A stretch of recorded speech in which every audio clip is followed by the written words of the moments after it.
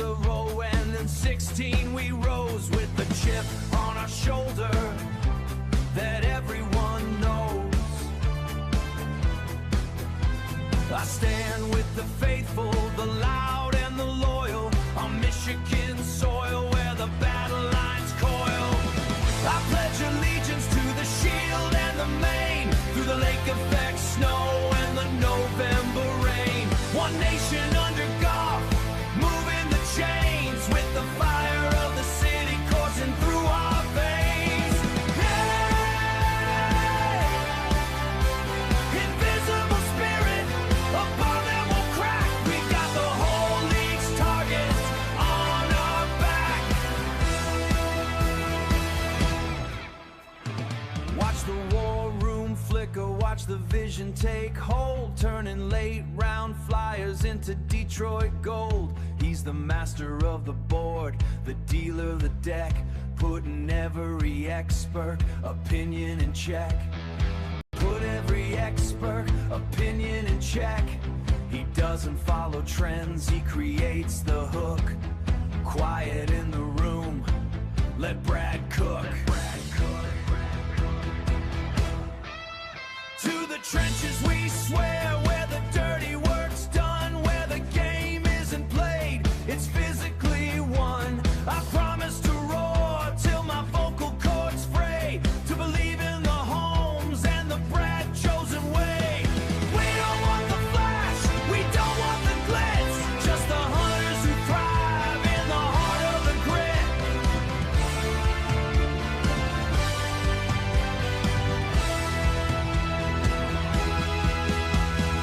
Liberty from the cellar, and justice for the years of pain. No more same old lions, just the kings of the northern reign. I pledge my allegiance, my heart and my roar, to the team that we love and the team we adore. With kneecaps for breakfast and victory in sight, we're the Detroit Lions and we're winning tonight.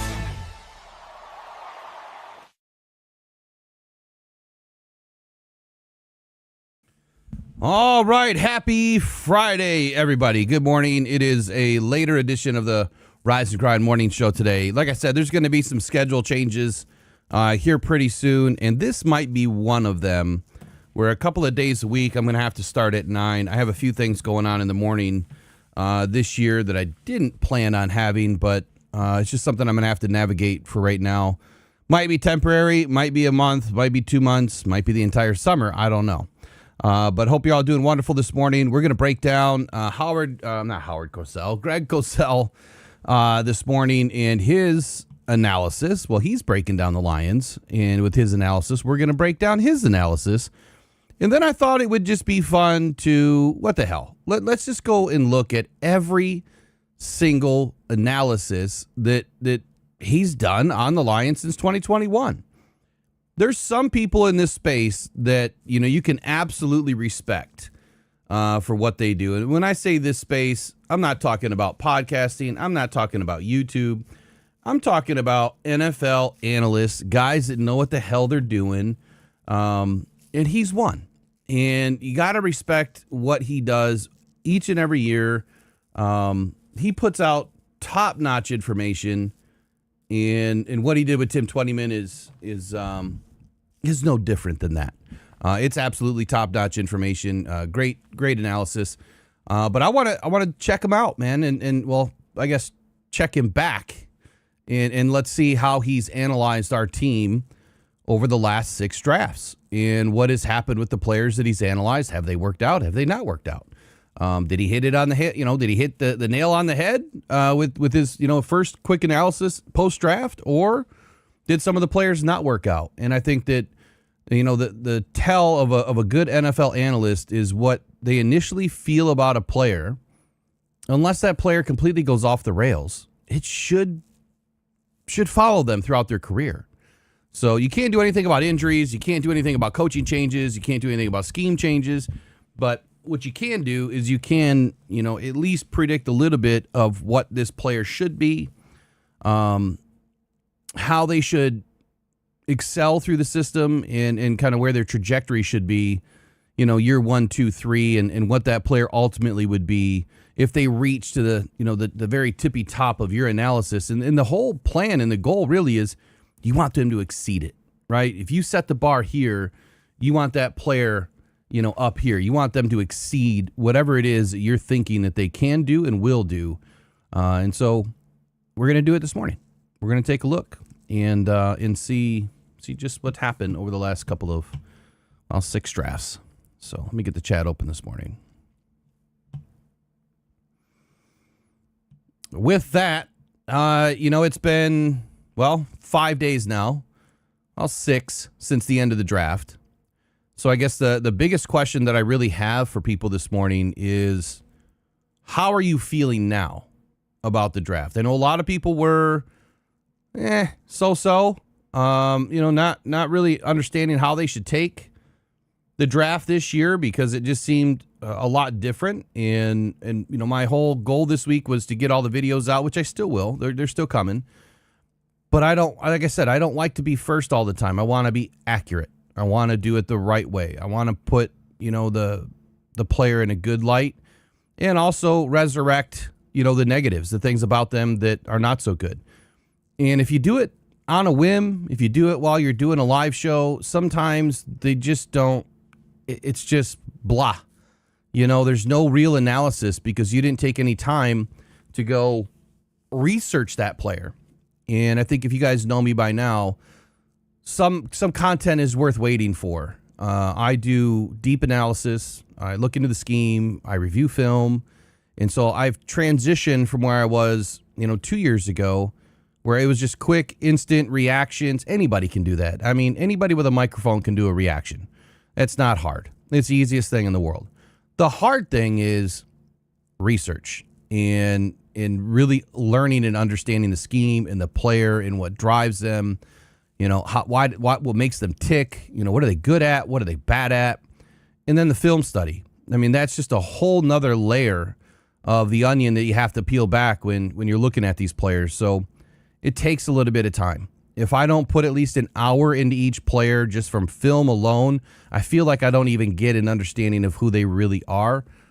Instant reactions, instant analysis is usually pretty good, but I like to make sure that I'm doing the player justice because I don't want to be wrong.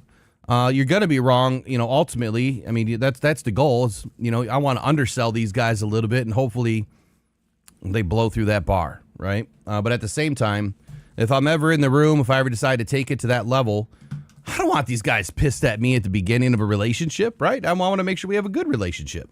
In that way, you can, maybe have some better one-on-ones later down the line. Attila, good morning. Right off the get, man, you feel the same way as I do. I told you all about Eric Hunter from day one. That guy is special. He is special. I'm telling you right now, he has a real path to this roster. Whether or not it happens for him, well, that's up to him. And ultimately, it's up to the coaching staff. And I think the one thing that really excites me about this coaching staff is they don't care where you were drafted. They don't care if you were a UDFA. They don't care how much money you're making. To a degree, I think that some of that's changed now. I think that what they care about is good football players, good people, and coachable players that are also likable and leaders and can, do everything that they're flapping their gums about on the field. Eric Hunter doesn't talk, man. He produces. And I really enjoyed watching some of his film. I have a good breakdown coming out this weekend about him, and hopefully you like it. And hopefully it's not too late. I know that, the whole ebb and flow of this whole thing with the algorithms. Lions are hot for the first 72 hours and it kind of trails off. I think yesterday's video proved that things are still hot. Getting 4,000, 5,000, 6,000 views on a video, it's not easy. And the fact that it's still happening, that's good. So that'll come out this weekend. Probably one of my more enjoyable. Really enjoyed working him up. I'm going to enjoy it even more when I get him on the show. That's the plan. I've tried to reach out I don't know if I reached out to the right person now because I haven't heard anything back, but we'll find out. I'm going to reach out again today. I think I'm just going to direct call instead of try to message. I got to turn on a light though. Let me turn on a light. Be right back.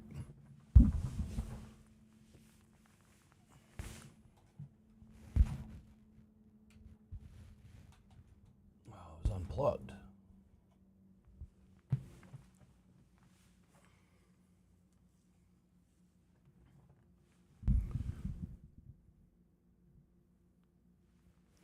There we go. I don't know if that helped or not, but the light behind me is so bright. I don't know why. I got to get that fixed. All right, let's see who we have in this morning. Oh, and a big shout out to, gosh, we've had, let me just shout them out real quick. I'll have to, I'm going to pull up the names. We've had a ton of new subscribers.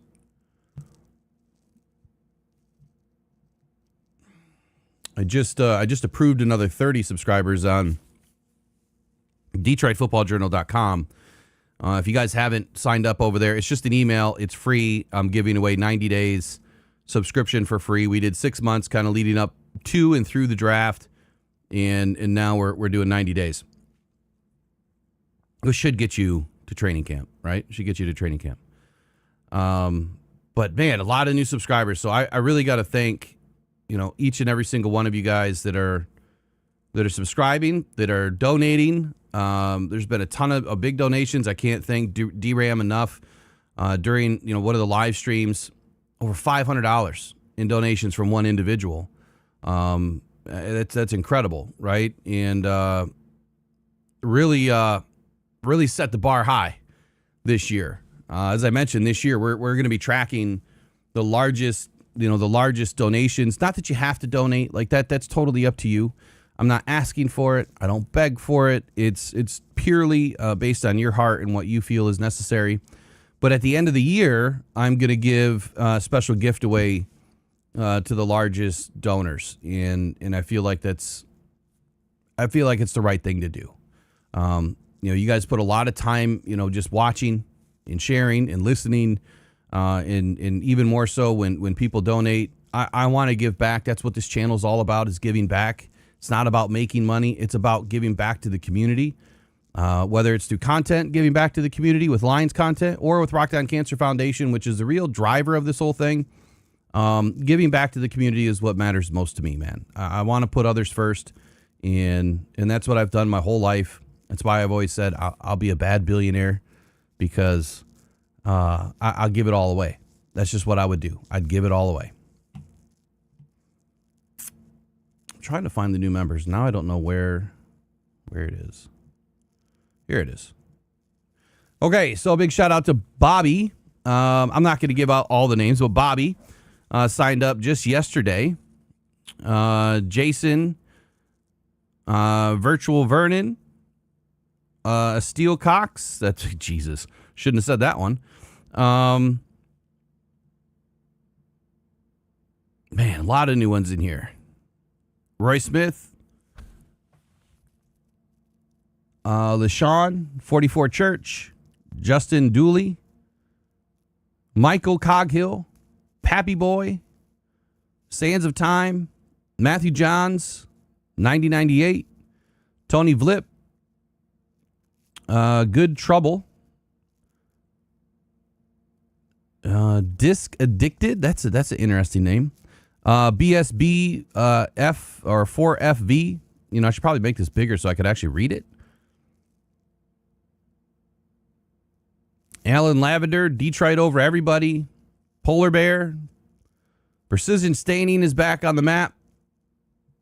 Tyrone Dotson, Will Scott, Catfish Tyler.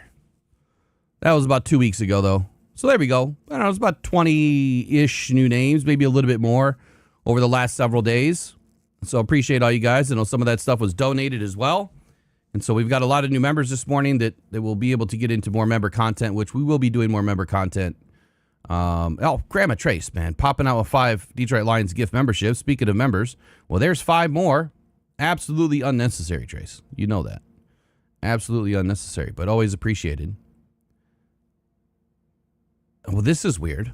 So some of the names that I was reading were some of the names that just popped up. I wondered why it said 0 days. So Randall Schaub, look at you, man. You just got in. Virtual Vernon, Bobby, Whiskey Neat. Whiskey Neat's been around for a little bit. And then Jason Mallory. So I'll welcome into the Lions Faithful, man. I'm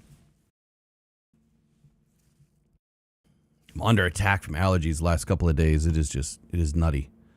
Which, come to find out, the other day when I ended up in urgent care, small talk while I'm trying to get things loaded here. While I ended up in urgent care, the second day of the draft, I was freaking out because it felt like I had both ears like with two giant shells on them. You ever put your ear to a shell and it sounds like the ocean, they say.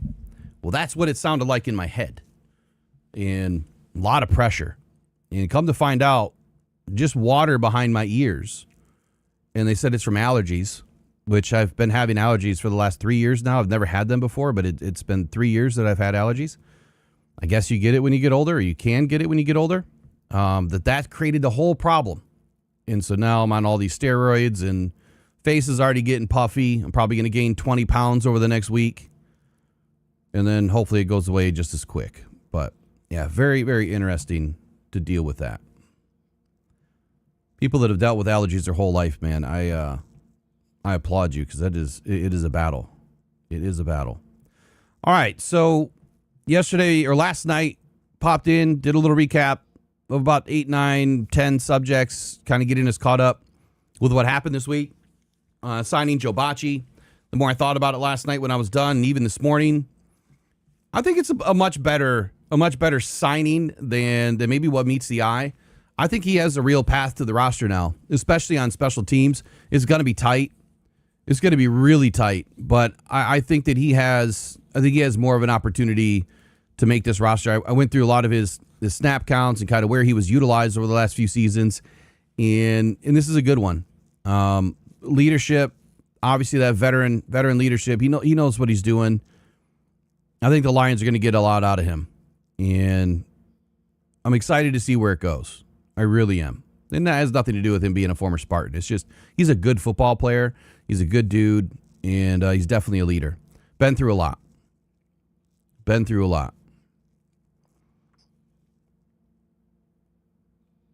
All right, let's get into Howard Cosell. All right, so Tim Twentyman, every year, Tim Twentyman does a wrap-up segment here with Greg Cosell. I think I just called him Howard again. And I went back and looked, and this is something that he's done, like, forever, it seems like. So I wanted to go back and look at all of the different analysis that Greg Cosell has given the Lions post-draft and kind of marry that up to where these players have turned out. Did they turn out to be the players that he expected? And so that's what we're going to go through this morning. Might be a little shorter show. I predicted 10 o'clock, but we're already at 9:25, and I'm not even through the first subject. So it'll probably be closer to 10:30 today. It might run to 11, but that's the absolute latest I can do today. Yeah, there you go. Put it in the chat. Are you guys in the allergy club? Oh, the things we talk about on this show, my goodness. Good morning, Adam Gakowski. Appreciate you. Of course, like almost every Friday, man, this guy's dumping $25 into the bucket. And he was sent a gift last year. I sent him a nice gift. So it's nothing new. It's nothing new, man. We give back. We look to help people out and just as they help us out. So it's all good. Trace wanted to remind everybody that it's now ad-free Fridays. So our goal is to get to 75% likes on the channel in the first half hour. That's the goal. Now, depending on when we start, that's when the ticker starts, or that's when the clock starts. So right now we have 9 minutes or 8 minutes and 30 seconds to try to get to 75%. And what that means is 100 people in the chat or 100 people watching. Let's get to 75 likes. We turn off ads for the rest of the show. If we double that by the end of the show, if we get enough people in, then I'm going to turn ads off the following show. So like next Monday, or if I come on tonight, or if I come on tomorrow, I'll turn ads off Not everybody, pays for premium. And like I've always said, this channel's not about money. I have to do what YouTube wants me to do. Otherwise, they shadow ban you. And so I play the game as close to the line as I can. Estelle. Oh, I got you. Yeah, it just looked funny when I read it. It looked fun. You know what I was thinking when I read that.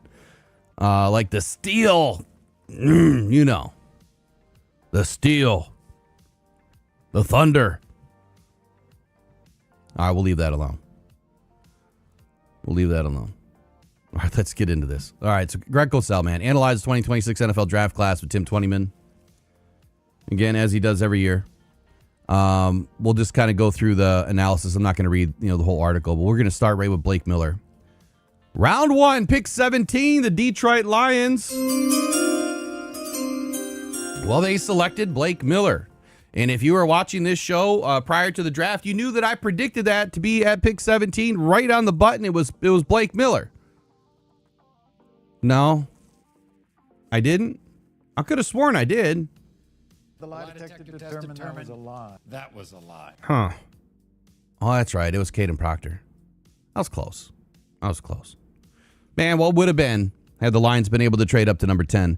You remember a video that I did? Sorry, I got a sidebar for a second. But you remember the video that I did that I got a lot of hate for?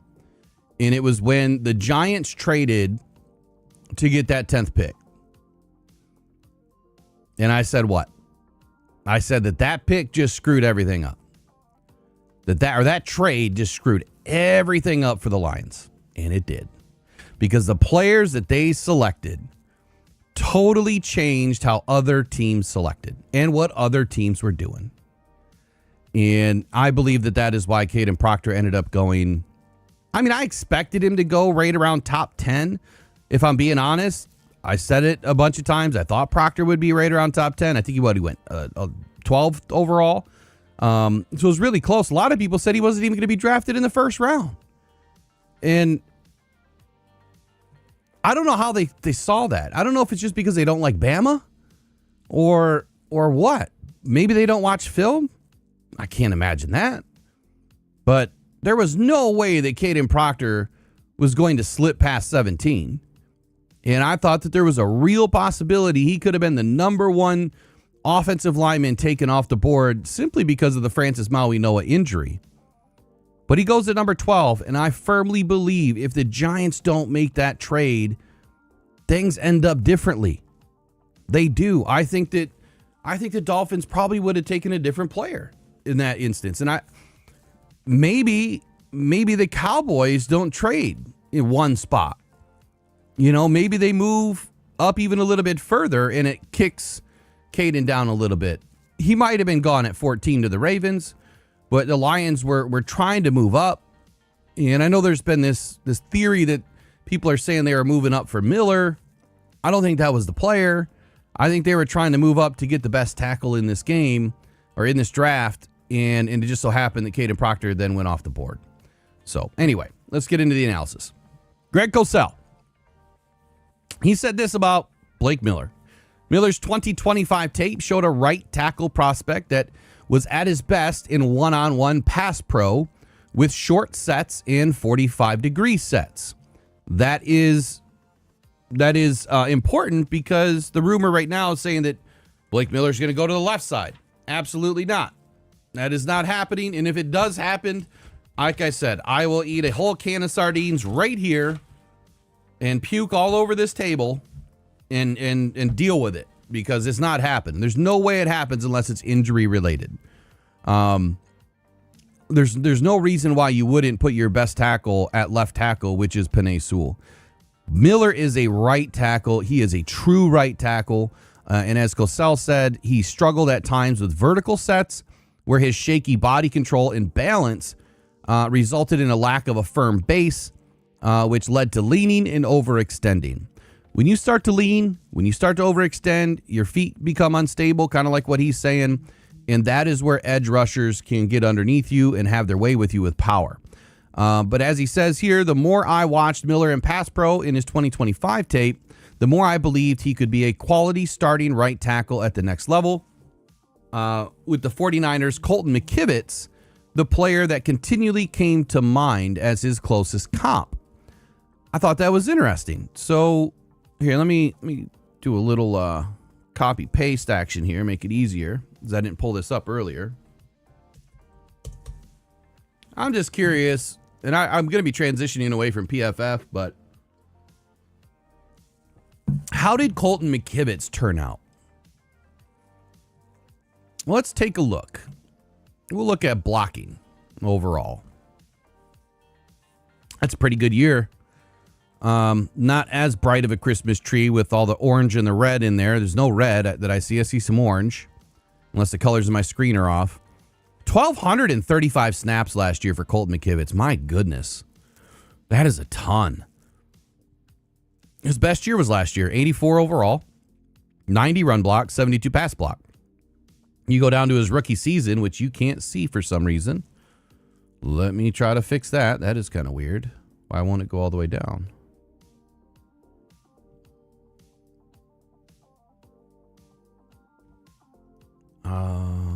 There we go.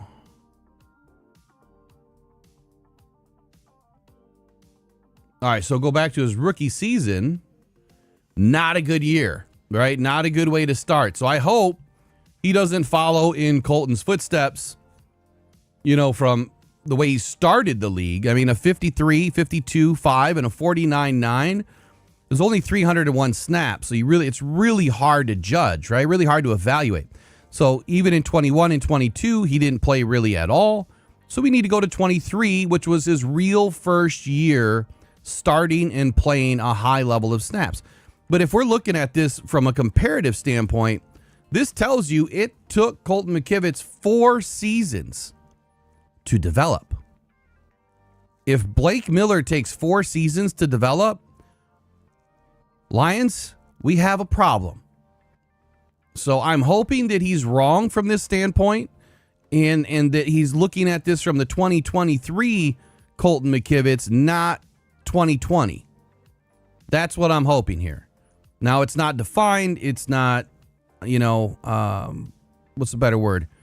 It's not, I'll just leave it at that. It's not defined and what he really means by the Colton McKivitz, being the player that, continually came to mind. Now, if it was the young Colton McKivitz film that he's comparing him to and saying that, he had some of the same issues, but look at him now. Okay, that's great. But that concerns the hell out of me that it took 4 years for Colton McKivitz to develop. Okay, how about our edge in the second round? The Detroit Lions selected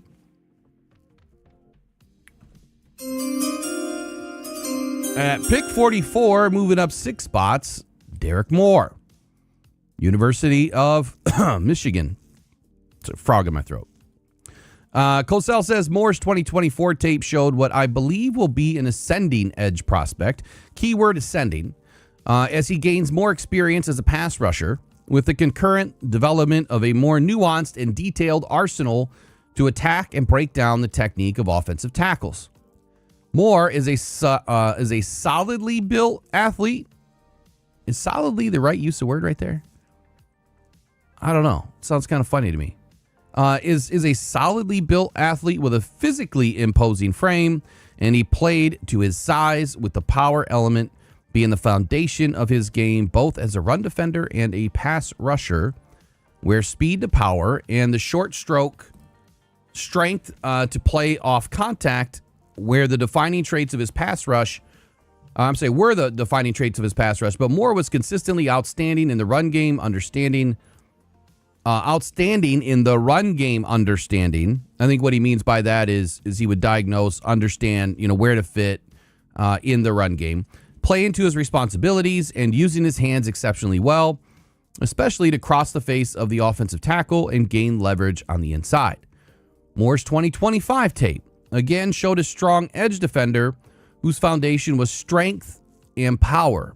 With outstanding hand usage, deployed his exceptional arm length to his advantage in both the run game and as a pass rusher. Now, we do know that the arm length for Derek Moore, I believe, resides right in at 33 33 and 3/4, 33 and 7/8, somewhere in that range. So it is almost a perfect, match of the minimum from my perspective of what an edge rusher, pass rusher needs to have in the arm length department. My cutoff is 33. 33 and a half is preferred, and anything above that, well, that's just a bonus. He goes on to say that speed to power was his foundation as an edge rusher with precise and strong hand placement to break down the technique and drive back the offensive tackles into the pocket. And that was evidenced in a couple of videos that were shared right when he was drafted by NFL.com. I mean, they showed the one clip where he drove the tight end right into the ball carrier, so he didn't have to tackle anybody. He just drove him right into the lane, and the rest, was history. The one issue that I have with Derek Moore, which is showing up on film for me, is he does not disengage. He stays on way too long. In my opinion, I think that is going to be the first bad habit that Calvin Shepard and Sean Hamilton are going to have to break. And that is, he needs to disengage off these tackles quicker. I understand he's going right into a bull rush. He's going speed to power. He's driving back. But at that point, man, you got to use those hands, use a swim move, whatever, do a little dance, get freaky with it, and disengage off those tackles. He goes on to say, Greg Cosell says, my sense watching Moore's tape as a run defender and pass rusher and underneath zone coverage defender is that he could project and transition to the next level in either a 4-3 even or a 5-2 front, then be deployed as a sub-front pass rusher predominantly off the edge, but also inside at times. Let me read that again. What he's saying here is that he's projected to the next level in either a 4-3 even front or a 5-2 base. Lions run both. And then be deployed as a sub-front pass rusher predominantly off the edge, but also inside at times. So utilizing the games at the line of scrimmage, twists, stunts, you're able to get more involved in this game to where he can then take on, potentially the slower, less athletic guards. And I think that is where you're going to find some winning ability out of Moore's game, is when he's able to crash inside, find that seam, and get to the quarterback. Jimmy Rolder. Jimmy Rolder was next. One second.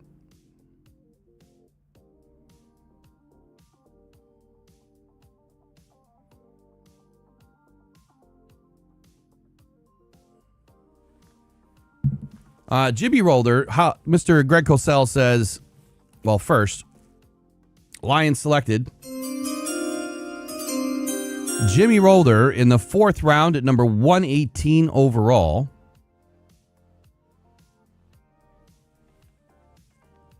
Where he says, Rolder's 2025 tape showed a consistent, savvy, stacked linebacker prospect who played with control and calculation and good eyes to key and diagnose, and a quick trigger in the box who was able to navigate confined space effectively to make tackles, off movement, in the run game.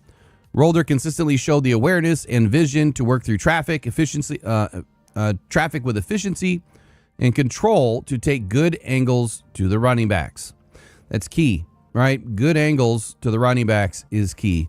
Oftentimes, linebackers get beat off the edge because they take a poor angle. They stay too tight to the offensive line. They're running horizontally to the sideline as opposed to taking that 25, 35, 45 degree angle. You're trying to aim, like a yard in front of the running back. You're trying to cut them off. And like I've always said in the past, I would rather see a guy give up 9 than give up 10. Right? I'd rather see you give up 9 and stop them on 3rd down than give up 10. Don't give up the first down, man. Just get in front of them, cut them off, and take them down as quickly as you can.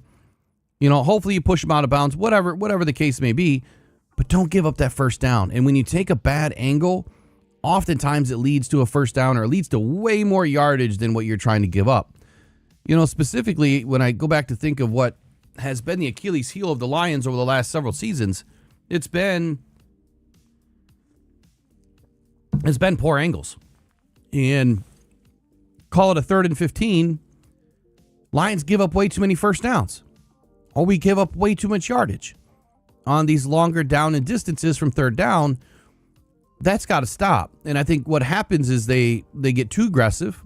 They take a sharper angle. And then the running back or the wide receiver or whomever they're trying to go after, they're able to get in front of them. And then you're running from behind and you're hoping someone, your cornerback, your safety is trying to slow them down enough to where you can catch up. I think that's a bad way to play football. I think you just need to get in front of them. Like if it's 3rd and 15, okay, give them 9. Don't give them 10, right? Give them 7, honestly. Don't give them 8. You don't want to give them any 4th and manageables, which I would say 4th and manageable is probably under 3 yards.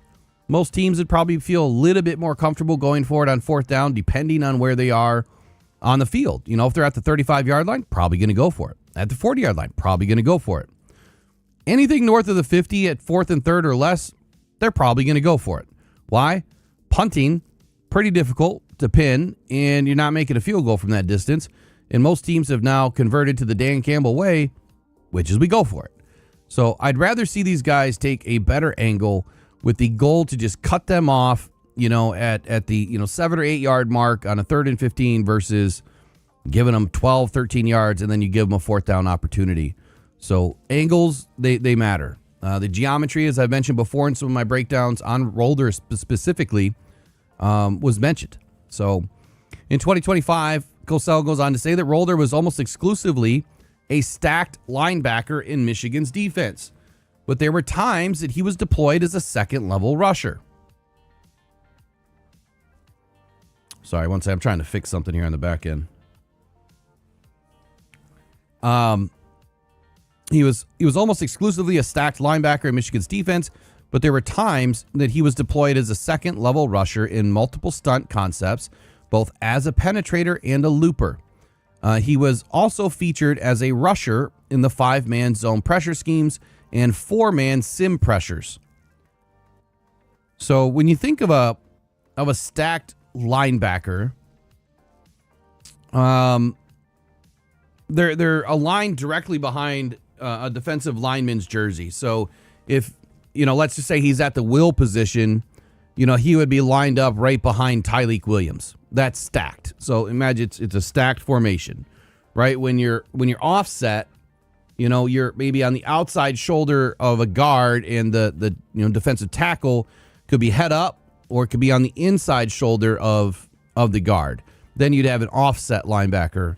But stacked is where they're jersey to jersey in a straight line formation. So good stuff here. I mean, Rolder's going to need some time to develop too, but I do like the fact that he feels, his feature as a rusher in a 5-man zone in 4-man sim pressures. He has the ability to be deployed as a second-level rusher, which is free firing from the linebacker position into the backfield. Keith Abney. This is one we got to watch out for this year. I think he immediately contends for that nickel position. I really do. He offers a lot of versatility, and man, he did very well in coverage schemes, or I'm sorry, press man and zone schemes, and his coverage ability is really good. So he's got a lot of competition in that room. You have Christian Izien, you have Roger McCreary, you have Ennis Rakestraw. Who else is in that room? That might be it for now. Those are going to be the 3 or 4 main guys. Probably 3 main guys are going to be competing for that nickel position. And I'm not saying that he's going to win it, but this is a good pickup for a guy that maybe you're looking to develop over the next couple of seasons. And when these one and done guys are out, if we don't keep McCreary next year, he's going to want a payday. If we don't keep Izien, whether he gets a big payday or not, then now you have Keith Abney to step in. What I think this says about Ennis Rakestraw is, well, Ennis, you're on the hot seat. That's what it says. Exactly like the offensive line, pickups, the offensive line signings.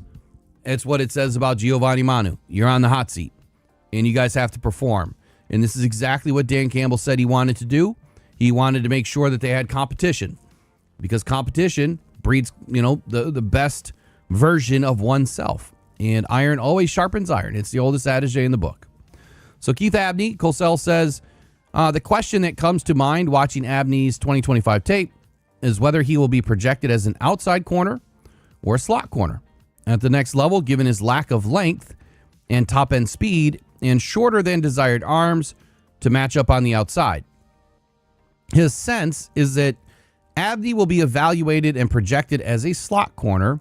Overall, Abney's tape was strong, playing both press man and zone coverage, and I believe he has the needed traits to be an effective slot corner at the next level.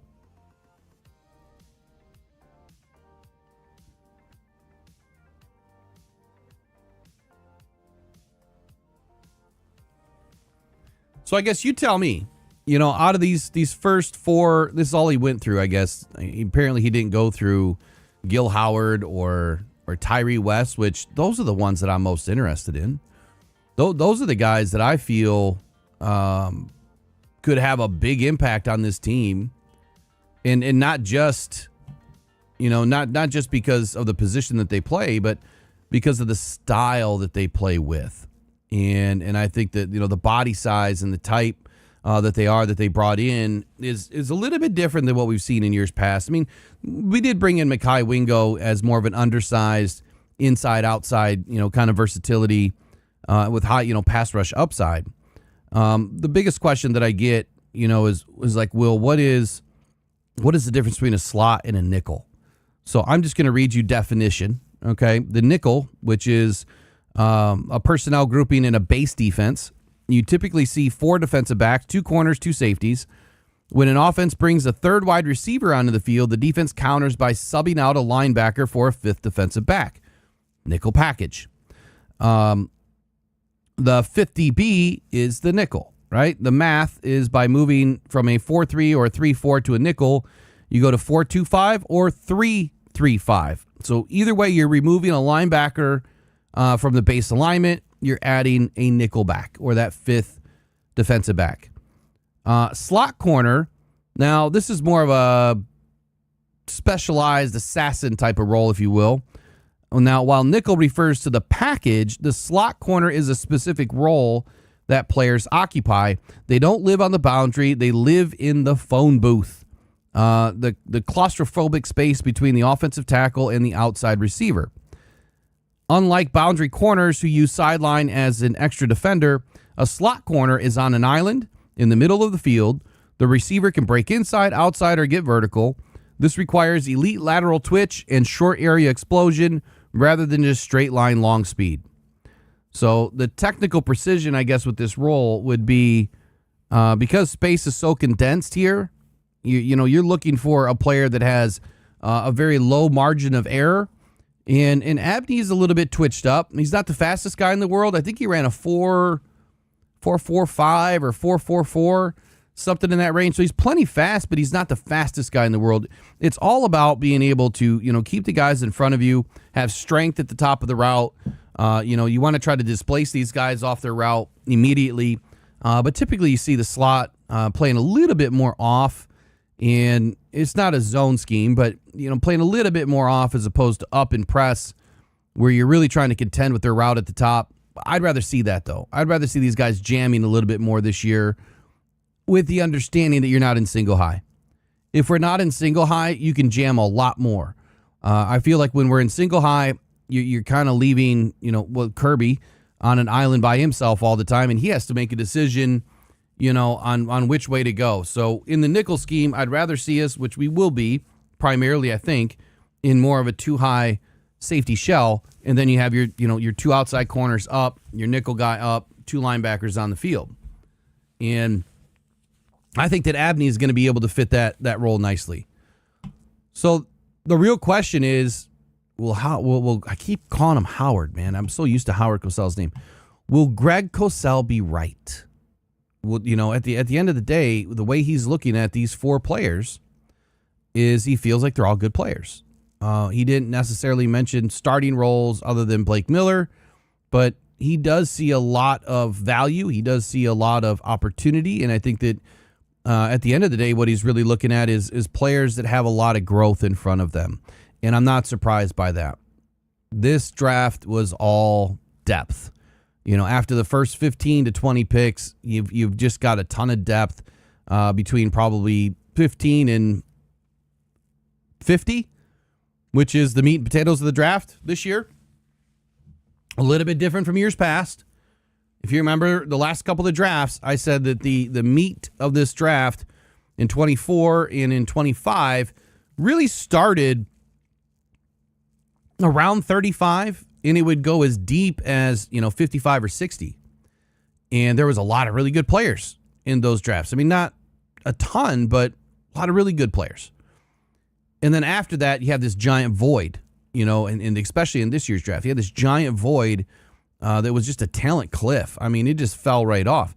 So this year's draft, everything started a little bit earlier. You had your blue chippers, your first round grades, guys that you trusted that were going to be able to, affect your team in a positive way between 1 and 15, 1 and 17. And then after that, you start to get into the meat of the draft where these guys are role players, rotational players, some guys that will be able to start, especially in rosters that are talent devoid. They don't have a lot of talent. They're rebuilding teams that have kind of scrapped everything and started over. So there's going to be some players that get immediate snaps. But on a roster like the Lions, on a roster like, even like the Chiefs or possibly the Ravens, who else? The Seahawks, maybe even the Patriots. So a lot of the top 8 teams, maybe the top 10 teams, you're not going to get a lot of players out of this draft. They're going to be starting immediately. A lot of those players are going to have to carve out a role and really work their ass off to get some major snaps. But at a minimum, you're getting rotational depth. And then as contracts start to increase or the players, are aging through the system and they're going to get a new payday, that is where the real value comes in. So if, in this case, let's see, we brought in Miller. He'll be sticking around forever, probably 10 seasons, you would expect, as long as he works out. And more, you really don't have anyone in front of him. So I feel like he's going to stick around for a little while. But players like Abney, you either got to pay McCreary or Izzian or you don't. So when that next season happens and you need, to replace that position, that is where the real value comes in, and they're going to get more of a starting opportunity, whether it becomes a starting nickel versus a rotational nickel. One thing I forgot to go over yesterday. Oh, I totally forgot about this. This was in my defensive scheme. And I got it right here. I'm going to try to get to this. I'm just going to say it has parity to hockey. If you know what I'm talking about, you might get it. I'll give you a clue before we get there. So in hockey, which, man, I used to watch hockey all the time. It was like national pastime in my home when I was a kid. My dad and I, we would, so sidebar for a moment. We would make a big plate of chips and cheese. And I was probably 9, 10, 11, 12 years old, whatever it was. And even a little bit older than that. But make a big plate of chips and cheese. We'd sit down on the floor and we'd just throw on the Red Wings, man. I mean, it was the best 20 some odd years of Red Wings hockey in my lifetime. Going to the playoffs every single year, competing for a cup just about every single year. But that was like national pastime in my house. Always watching hockey, always watching Tigers. So I'm well versed in all sports. I just haven't chosen to really bring that into the morning show. And maybe I will. Maybe I'll start adding some Tiger stuff to it, or just do a separate show altogether as I get time. That's the question: is where am I going to find time? I need people, right? I need people. I need someone to fill in on this show. So if you guys want to fill in on this show, if you know anybody that would be a good fill in, if someone is looking to get into the podcast game, just get a hold of me. I'm gonna give you a shot. Right? I need someone to fill in. I need someone that knows how to run equipment and make it happen. and that way Eric can be a lead, and someone can help him do the show and help get things prepared. I need more of my time back. I'm trying to launch a different company. All right, I'm going to pause that for a moment. I'm going to come back to that. Let's get into 2024. Yeah, a lot of good memories with my dad. He's getting older now, so I've got to make some more memories. Which that's why we do Detroit football, man. We've done it my whole life. God, is this 29th season for me? I think this is the 29th season. Hold on. 28? Season tickets have been in my family now for almost 65 years. And what's crazy is during, season ticket holder events, the last couple of years when we've gone to a training camp, they'll give out Super Bowl tickets. And they give it out to the longest tenured season ticket holders. Well, they lost my grandfather's account somehow. So when they swapped everything to new accounts or whatever, they lost a long history of our season tickets somehow. We'd probably be up there with the longest tenured Lion season ticket holders, but I mean, my goodness. Could you imagine just getting some free Super Bowl tickets? That'd be great. So if you're listening, y'all screwed up. Make it right. I need Super Bowl tickets this year because, well, the Lions are going to be there. They're going to be there. I'm going to be there regardless at this year's Super Bowl. It's already in the plans. Already in the plans. All right, let's get back to the music. 2024. So this is where rubber meets the road, Greg. Did you get it right? That is the question. Did you get it right? So let's start with Tyleik Williams. And here's what he said. Let me try to make this a little bit bigger if I can. Oh, there we go. Williams, 2023 and 2024 tape showed a highly talented defensive tackle prospect with all the traits needed to be a quality and at times dominating interior defensive tackle. With his desirable combination of strength, power, quickness, and athleticism that showed up both as a one-gap and a two-gap interior defensive lineman. That's important, right? One gap and two gap. Extremely important. As a one gapper, you are expected to have more pass rush upside. The Lions have deployed, and I don't know if they've changed this. I don't think that they have a 1.5 gap deployment. So you're kind of in one and in half of another one. You're responsible for 1.5. So they're trying to give these guys a little bit more pass rush upside, but at the same time, you're still responsible for taking on combo blocks, double teams, and all that stuff. As a two-gapper, it's exactly what it is, man. You're trying to eat up blocks. You're trying to take on offensive linemen to free up a linebacker, keep your linebackers clean. But the fact that he initially thought that he could be a one-gapper or a two-gapper screams versatility and high pass rush upside. I think this year, when Williams comes in, completely reshaped, by the way, he's going to be even more dominant than he was last year at times. Tyleik had a really good season as a rookie. I mean, it wasn't the best season, all time as a rookie, but really good season for Tyleik Williams last year. Remember, he came in off injury too, and a long season.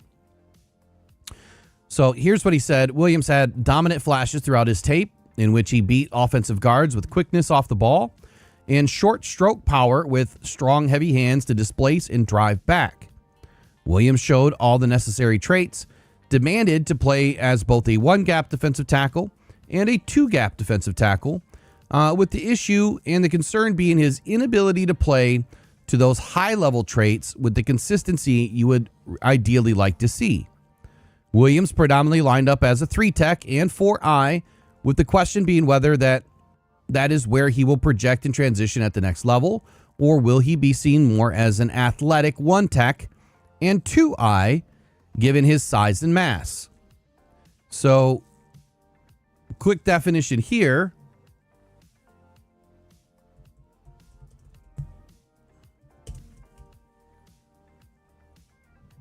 I'll come back to that in just one second. I'm going to give you the written definition of what all of these mean, as opposed to just hearing it from me. He goes on to say that at his best, Williams can be an effective 3-tech, showing the kind of lateral and gap quickness demanded of that alignment. But there will be NFL teams that will see him as a 1-tech and a 2-eye defensive tackle with his short stroke power and point of attack strength, with heavy hands and powerful grip strength to deconstruct blocks and displace interior offensive linemen. So the question is, did he get it right? And I would say he got the majority of it right. Tyleik Williams can be put all over the line, and he showed that last year. When Reeder was out, he would take over the 1-eye or the 1-tech and the 2-eye defensive tackle responsibilities. When Ali McNeil was out, he was deployed in that 3-tech or even in the 4-eye responsibilities. And he was effective in both. He could take on double teams. He got his hands up to bat the ball down. He found his way into the backfield. He created TFLs. He was kind of all over the place. Now, this offseason and going into year 2, this is where I believe Tyleik Williams is really going to hone that craft. And with these changes that could be potentially coming to the scheme, I think you're going to see Tyleik Williams used a little bit more in a pass rushing role on the inside, right? A little bit more games. I think you're going to have these guys doing a lot more stunts and twists, which will involve the linebackers as well. And I'm excited to see Tyleik Williams' growth because I was impressed last year. Again, like I said, coming off of an injury, he had a small injury, and then a long season with Ohio State, into the playoffs. And I think it was national championship that year. Yeah, it was national championship that year. So with that said, I think he got it right, and I think that Tyleik Williams is still ascending. Let me give you, I guess, the traits definition of what Cosell is thinking here. I want to switch something real quick. There we go. Let me give you the traits definition of what he's thinking here. So, in plain terms, the question is whether Williams is an attacking interior disruptor or just a big-bodied run game anchor with movement skills. And I would say yes to both. Last year, yes to both. This year, probably still yes to both. Tyleik was right around that 326, 330 range, and he can still move. I mean, for a guy that big, DJ Reeder was the same weight, and you didn't see DJ Reeder moving like he did. So you have a guy that can take on the DJ Reeder role and move like a 3-tech, or a 1-gapper that is, used in more pass rush situations. The goal is getting him into the pass rush opportunities. Williams primarily aligned as a 3-tech and a 4-eye, and this is where he could attack the gaps and create disruption, from the interior. The NFL projection question is whether he stays in that penetrating role or transitions now to that more athletic 1-tech and 2-eye role because the DJ Reeder, he's gone. He's a giant now. And that could be what happens. Ali McNeil, now that he's healthy, well, he did have a lot more pass rush upside, but I really believe Williams is a better version of Ali McNeil. Ali McNeil is just more polished. This is a do or die year, I think, for Ali McNeil. Even though he got a contract, that doesn't mean that he's going to stick around. I think that if Ali McNeil doesn't come, bouncing off the page this year and have a good season, I think it could be his last season in Detroit. And I know that's not going to make a lot of fans mad because a lot of them wanted to deal Ali McNeil in some sort of a trade for Max Crosby, which was never going to happen. And it would be a big loss. But now that we brought in some more shiftier, slippery, faster, smaller defensive tackles that can now be that pass rusher style of a defensive lineman, I think this is Ali McNeil's, season to kind of, all right, we got to get after it now. We need to see the Aleem from 2024. We need to see the guy that, can come in, or 2023.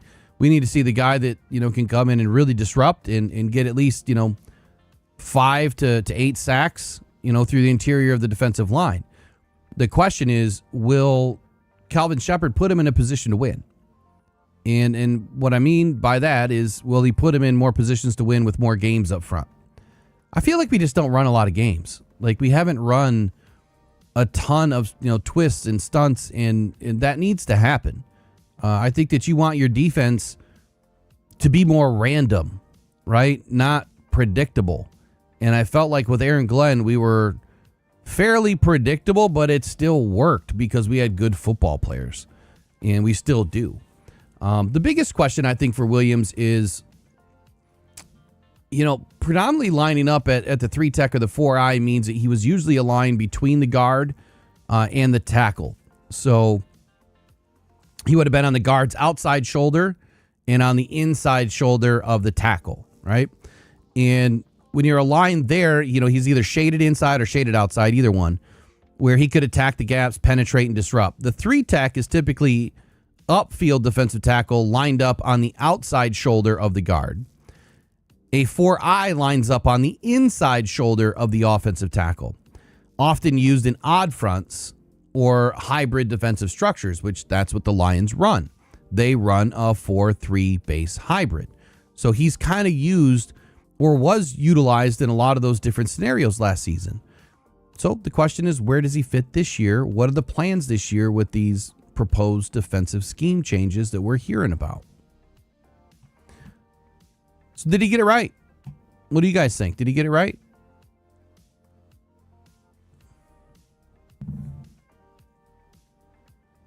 I just missed a super chat there. Rather be fishing, Fred. Good morning.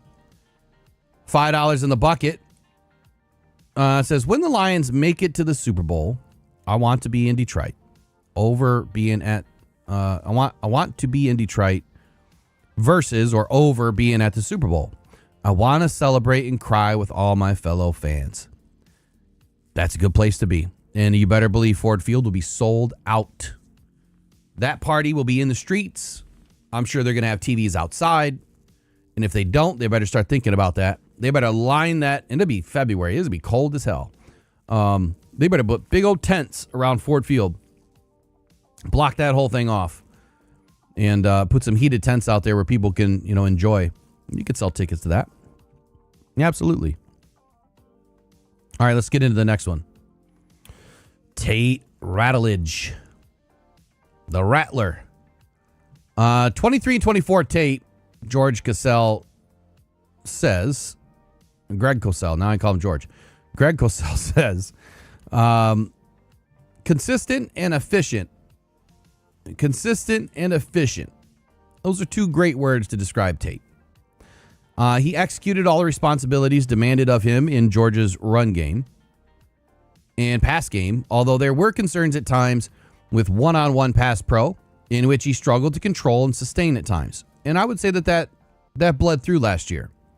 There was times that Tate was, just kind of a fish out of water. His arms are moving, legs weren't moving, and he looked lost. But was it his fault? I would say 50-50. Some of it was on him. You're just going to miss stuff as a rookie. I remember watching a specific play, and I can't remember the specific game, but it was a twist, and he just didn't pick up anyone. He looked to his right, and the guy just went right by him. And I don't know how he missed it, but I think Jared Goff got creamed on that play too. Or maybe he got rid of it, but then he got hit. So he goes on to say here that, there's some struggles, some concerns in pass pro, and I believe that showed up last year at times. Expected, and then Morton didn't make it any easier, right? That made it a lot harder on these guys. Balance and body control issues, I would say that showed up as well last season. The difference with this right here is, what did he do this offseason to help him? And this is where, I don't know who brought it up in the chat yesterday, but my goodness, someone brought it up in the chat, or it was a comment. It was a long comment of all of these different things that the Lions should be doing this year, from a training and exercise program to help them with all of the other muscles that they're not using. Like, get away from, the traditional stuff. Like, maybe, in the practice field or on the practice field, you have 6-7 stations of ropes, and you're out there doing ropes, right? That is going to define way different muscle groups in your body. I don't know if they do ropes. I'm sure they do, but I don't know if they do it consistently. I think we've seen some videos with it. But get these guys doing, I hate to use the term yoga or Pilates, but why not bring someone in every single week, a couple of times a week, and lead a full class? You know, do a spin class. Get these guys on bikes, put 100 bikes out on the field, and have someone doing a class, burning these guys out. Maybe you finish your practice that way. You go burn them out on a bike. I get it. It sounds like Maddie Patricia, right? But at the same time, they're going to love you for it when the season comes and they're in the best shape of their life. But focusing on balance, hand fighting techniques, bring in someone from, MMA, bring in a couple of trainers, bring in a couple of martial artists, and teach these guys hand fighting techniques. Do an entire class on it. You're not doing a rookie tryouts or a rookie mini camp. Maybe you should have replaced it with something like that. Maybe you should have had it be more of a voluntary type of a situation where, hey, we're going to have these classes, and this is going to be like a bonding situation. You get to come in and do some things that are unique, different. Maybe you haven't done it before, but you're going to be able to bond with your fellow teammates. It's voluntary. Show up if you can or if you want to. But let's get the season kicked off right. I bet you 90% of the guys would have shown up that didn't have prior commitments. Dare I say even all of them would have shown up. But that's what I would be doing as a coach or a GM. I'd do something different. And when you want to win, you need to be different. And I'm not saying that these exercises are better than what they're doing now. It can only add to what they're not doing. Lifting weights is good. Running is good. Right? Cardio is great. But let's get outside the box and do some things that are different for these guys. I don't know how many teams do it, but that's what I would do. I would just have someone coming in and week out and showing these guys how to do different things and lead an entire class and make it a bonding experience. So back to Tate Ravlich here. The body, I got on that tangent because of the body, the balance control issues. A lot of that can be solved by doing some of those different exercises. Ratledge was at his best as a run blocker, executing base and drive blocks. I would agree. With short area strength and power and finishing with a competitive edge. I would agree. I think Ratledge showed up big time in the run game, and sometimes he disappeared too. He had his faults. Ratledge's tape showed an offensive guard prospect whose identity and profile was that of a physical and competitive player whose aggressiveness and finishing traits consistently stood out. But he must continue to improve his balance and body control, both as a run blocker and in pass pro. I think he hit it on the head. Go back and watch some highlights. Go back and watch some film. Get your NFL Pro, subscription. It's like $100 a year, and you can go watch every single game, and you can go hone in on players. I don't know if offensive linemen you can hone in on, but you can hone in on a game and then the defensive ends. That's what I would do. And the defensive tackles, I think you can hone in on them a little bit. So I would say hit it on the head, man. I think that's a spot on take of what Ratledge faced last year from inconsistencies in his game. Bring Monroe Freeling's mom from yoga. Yeah.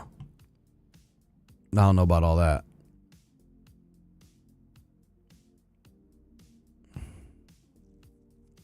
Chicken Nugget King, what's happening, brother? How are you? Good morning.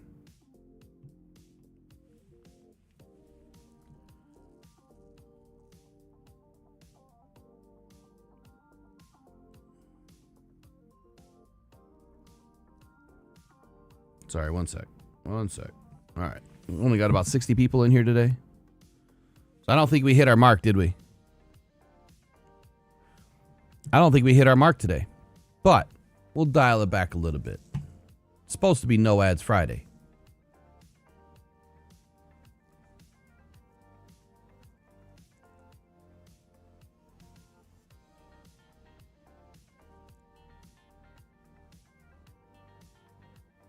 Oh, man, we got close. I think we did hit it. We had 46, and if there was only, 65 people watching, or even 70, I mean, that's close enough, right? That's close enough. We'll go benefit of the doubt here. Give me one sec.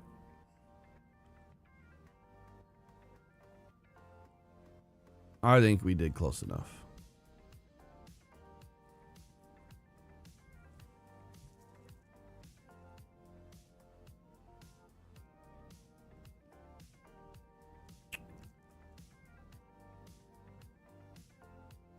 All right. All right, it's dialed all the way back in. I want to. Oh, here we go. Turn it off. All right, no more ads for the rest of the day. Today for the show. All right, Isaac Tesla. This was a boomer bust type of projection, right? I think a lot of people didn't know who he was, and now you know who he is. Last year I predicted 400 yards and 5 touchdowns. I don't think he got the yardage. I think he finished a little light in the yardage, but I think he ended up with 6 touchdowns. So based on what I watched on film, I thought he could be an immediate contributor. I don't think he was targeted enough last year. I think that Jared Goff left a lot on the table, a lot of meat on that bone for Isaac Tesla. And I'm willing to bet this year that Isaac Tesla is going to outproduce Sam Laporta. And that's big, right? And then my next theory, why didn't we target a tight end, or did we target a tight end? And according to Brad here, let me get off this for a sec.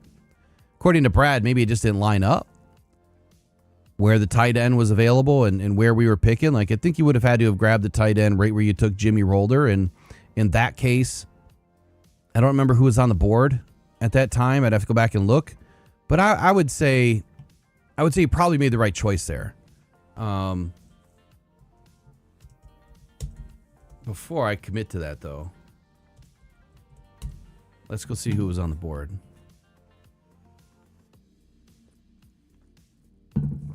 Oh, I'm sorry.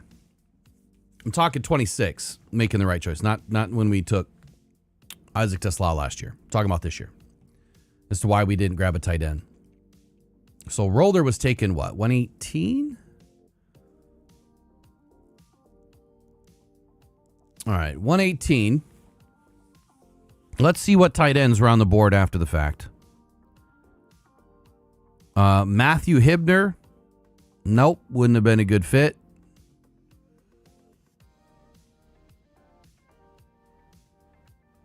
Justin Jolly?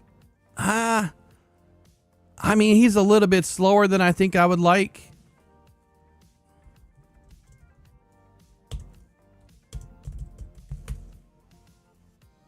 He went to Denver, and look, I don't think that Sean Payton misses a whole lot, and Justin Jolly has a very unique profile, like 6'3.5", big mitts, like almost 11-inch hands, good size arms, like 32, 33-inch arms. And I think he's in that 230 to 240 range. I don't think he tested.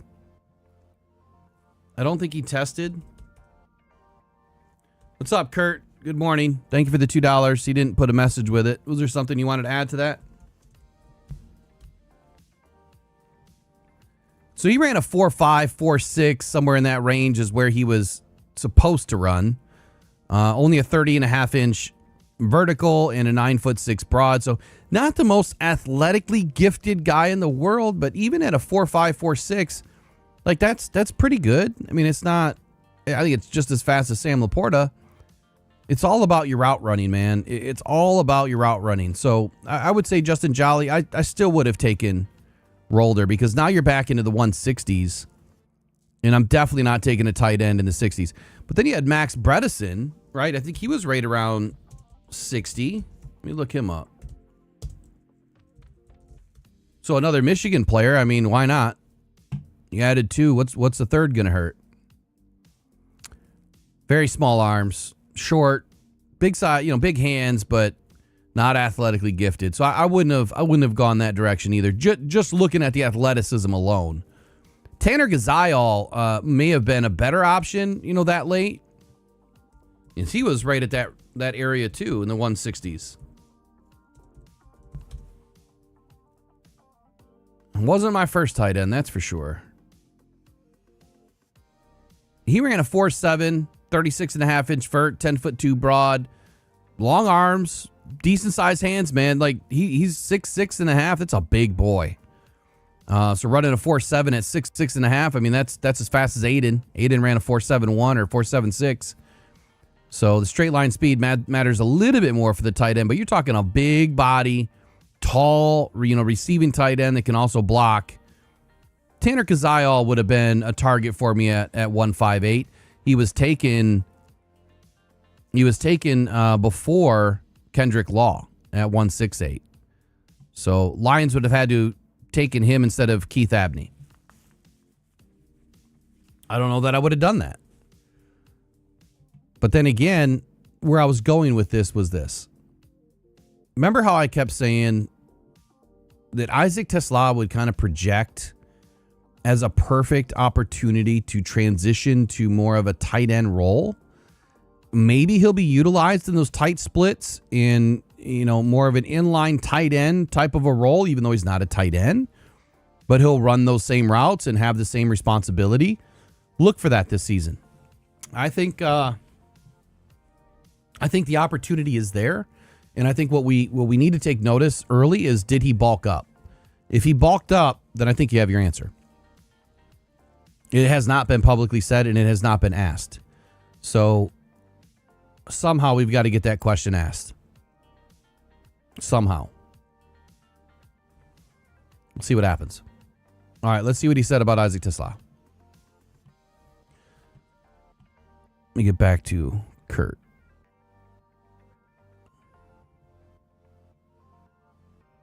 Appreciate that, Kurt. He said, just saying thank you for reporting the facts and being the most thorough, truthful, and forthright YouTuber out there. Just for semantics, I don't like being called a YouTuber, but I get you. I get you. There's some real YouTubers out there, if you know what I mean. Some actors. I'm not an actor, but I appreciate you, man. And you're spot on. I try to do it the right way. I'm human too, so there's some days that I get a little bit of a tood, a little PO'd. Probably not the sexiest look in the world when I'm not happy with what's going on with other channels or media, but to each his own. So Isaac Tesla, here's what he said. His tape showed one of the most intriguing wide receiver prospects in the 2025 draft class. Outstanding height, weight, speed profile, and athletic testing measurables that few receivers in this class possess. Huh. Interesting. Tesla at Arkansas was almost exclusively a slot receiver. Man, a 6'4" slot receiver is crazy. 80% of targets in 23 and 24 came inside the slot, and his tape showed that he effectively worked between the numbers at all three levels of the defense with the speed to run the vertical seam.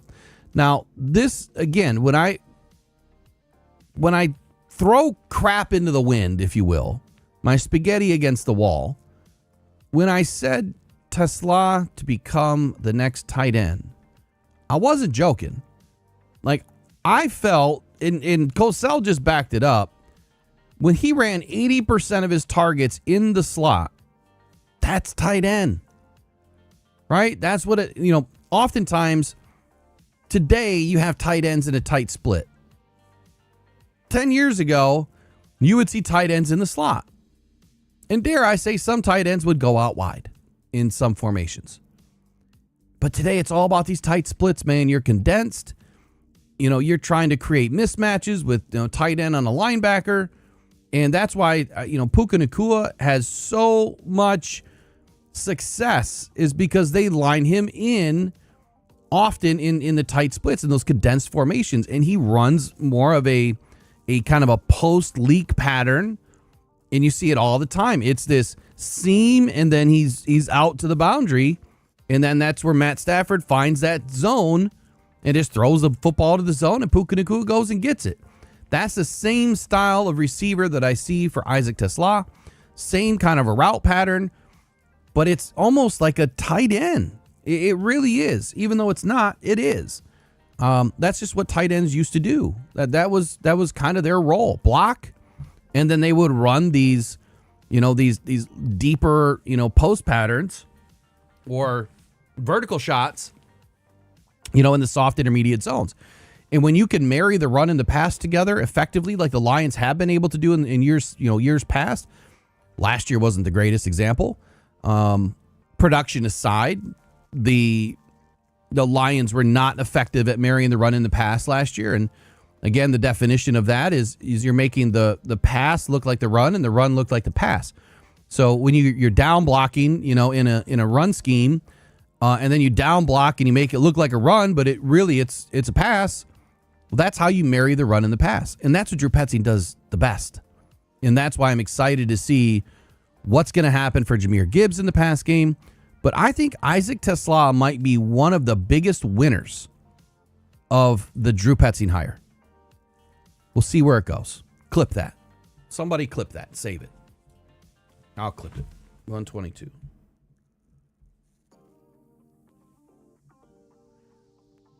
And that's what I'm looking for, too, by the way. I'm looking for someone that wants to do clips, that wants to record clips, that wants to record hot takes or any takes that you feel are going to be beneficial to use later for receipts or whatever. So if you would like that job, if you would like that role, just contact me, mailbag@rockdown.com, and then we'll have a conversation about it. And it will come with some sort of a compensation, too.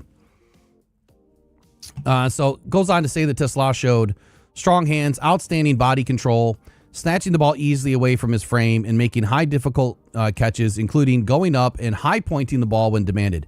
Spot on. Saw that multiple times last year. I mean, his first two catches were some of the craziest one-handed catches we've seen since Odell Beckham. While TeSlaa was predominantly a slot receiver at Arkansas, his projection and transition to the NFL could be more expansive, demanding on the team and the scheme. He landed in a perfect scheme that can utilize him in the tight splits, the condensed formations, and out wide. And I'm hoping the offense this year finally stretches horizontally. How often do we see guys, on the damn sideline, 2-3 yards off, off the sideline? We don't ever see that. And part of it is the quarterback too. Like you have to have the quarterback that can push the ball, and Jared Goff can push the ball. But running those routes, man, they've like disappeared. I mean, Randy Moss. Like, that's all I think about. Randy Moss, out wide, gone. Jerry Rice, out wide, gone. Calvin Johnson, out wide, gone. Those are the plays that we need to see back.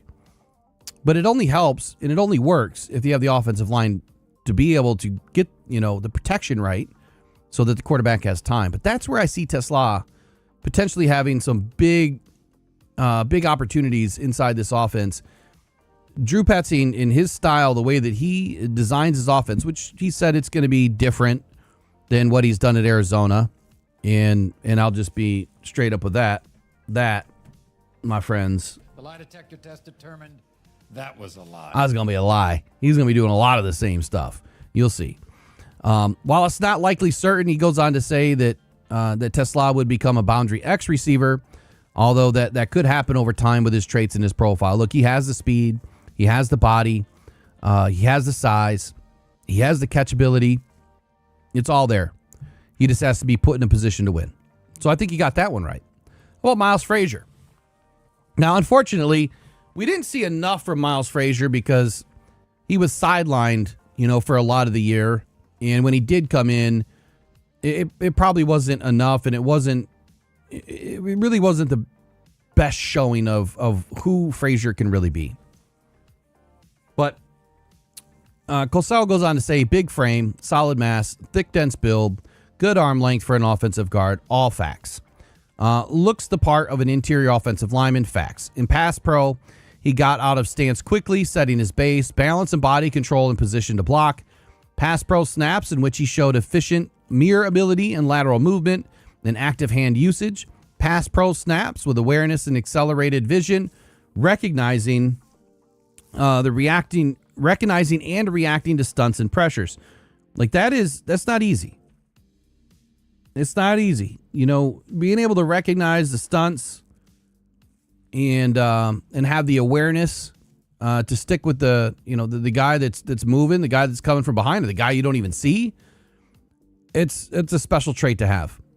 Deployed as a puller at times in the gap scheme, run game, And while not a plus athlete, meaning he's not extremely, agile or extremely, physically gifted with speed, he showed strong force on contact. His power's there, right? We know that Frazier has the power. Strength on contact as down blocker. I'm sorry. Let me start that over. Strength on contact as down blocker, generating power with his lower half. He kept his feet moving to sustain blocks. He showed the lateral movement and his core strength to execute front side blocks, and he's able to get his hips turned. In this zone run game, snaps in which he showed functional lateral movement to execute backside cut blocks. Now, functional is the key term. I use that a lot when I do my evaluations. If you have functional arm length, right? If you have functional speed, functional, lateral agility or quickness, functional to me just means you have the basic necessary ability or the basic necessary foundation. It's not, you're not the best, right? You don't have the best agility scores. You don't have the strongest power out of the guards or the tackles, but you have functional. If you have 33-inch arms and not 33 and a half, that's functional. If you have a 104 ape index, which is the minimum for me, that's functional. Above and beyond that is a different term altogether. But anyway, strong snaps off combo blocks and then climbing to the second level. I think all of this is very accurate of Frazier. Now remember, Frazier was he was a 5th, 6th round selection last season. Outstanding playing personality, dirtbag, right? Competitive and physically tough with nasty finishing traits, dirtbag. Attitude player, dirtbag. Like that's what he's all about. He's got another dirtbag on this team. He's not a plus athlete again for offensive guard position, which means he has the functional ability in agility. Lateral agility and redirect versus quickness off the ball and counters. He possesses very small hands for an offensive lineman. See, this is a non-negotiable for me. There's things that when I evaluate players, I will not let go. He has 9-inch hands. And the reason why the guys with the big 10-inch mitts win is the stronger or the bigger your hands are, the wider your hands are and the longer your fingers are, and the stronger your grip is, the easier it is for you to control those defenders. When they're all twitched up and they're trying to fight and chop and swim and club and and pop your chest, you just got to reach on, man, and grab, inside that plate, and that's where you hold on for dear life. And if you have good grip strength, that is where you can win a lot of battles, is with your hand size alone. And then after that, man, it's all in the forearms. You need to have really strong forearms. And that, again, that's where those unique styles of training come into play. If the Lions do some things differently this year, you really need to get in there and hone those little muscle fibers that everyone leaves alone. Like that muscle that pops up on the top of your forearm that I used to have. A critical factor that could be prohibitive for some NFL teams, which is the 9-inch hands. And I agree with that. That's a non-negotiable for me. Now, if he's a depth player, okay. If you're a starter, not okay. You have to be so much better in other areas. You must have extremely long arms to counteract the smaller hands. Now, 9-inch hands aren't small, comparatively. I wonder how big my hands are. I'm just curious. Hold on.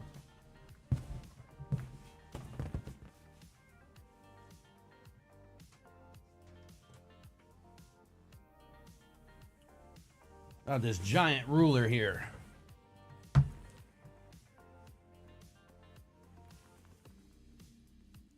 Uh-oh, I lost my bud. Hold on.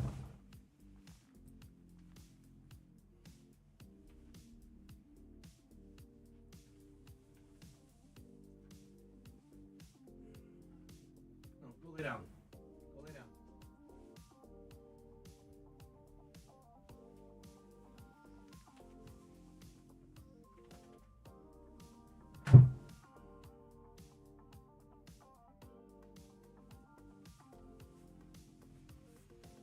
Where did it go?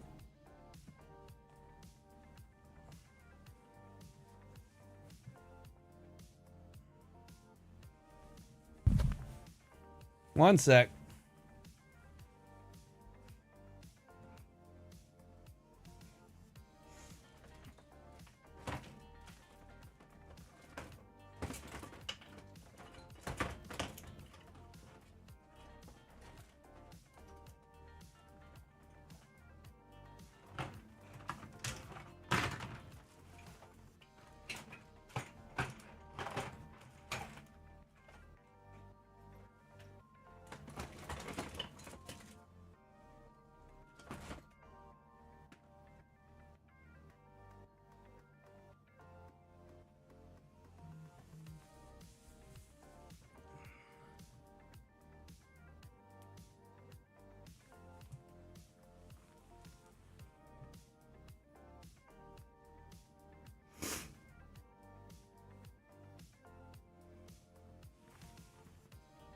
All right, sorry about that. I lost everything. I lost the rubber piece. I had to go grab a new one. I'm just curious where my hand length is, because I always talk about these guys' hand length or hand size.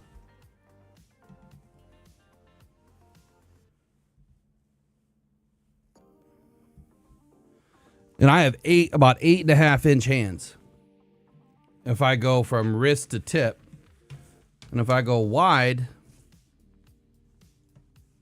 I mean, I could always palm a ball, but if I go thumb to pinky,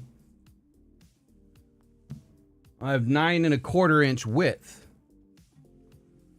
So about 8.5 inch long, 9.25 inch width. I've always had wider hands. So I guess when I look at my hands and I'm thinking, man, are their hands really the size of my hands?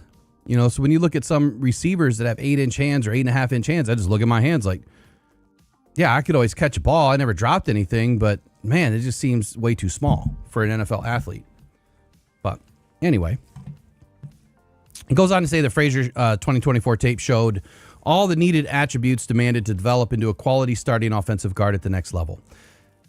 Like I still don't see it. Like we have a long way to go on Frazier. Dominic Lovett, I'll pass on that one for now. That's a really long. Let's get into the next one. 2024. Terrion Arnold. So did he get it right? Arnold is one of the better corner prospects in the 2024 NFL draft class, with the 2023 tape showing a high-level traits athlete who played the position with comfort and poise, especially in press man, where his mirror match ability consistently showed up. And I would say that's spot on. The thing with Terrion Arnold is it's not his mirror match ability. It's not, him staying in phase. I think he does all that great. Matter of fact, probably too good. He is so close to these receivers that he ends up getting penalized because he plays so tight. And I think that if Terrion Arnold does something a little bit different this year, yeah, you want to stay in phase. You want to mirror these guys 100% of the time. But maybe you just bait it a little bit so that you can use your length to your advantage. And you disrupt at the catch point. So you don't cause a penalty by staying too tight. But then I think, between Kelvin Shepard and Dan Campbell, and I forget who our cornerbacks coach is, all three of them are going to say, just don't stop doing what you're doing, right? Don't stop doing what you're doing. Play aggressive, stay tight, stay mirrored, stay in phase, and hopefully the penalty flags just stop coming. Probably not, but I wouldn't want him to change, anything, to be honest with you. Looks like Arf exited the chat. Arf, have a good day, man. So Terrion Arnold's combine.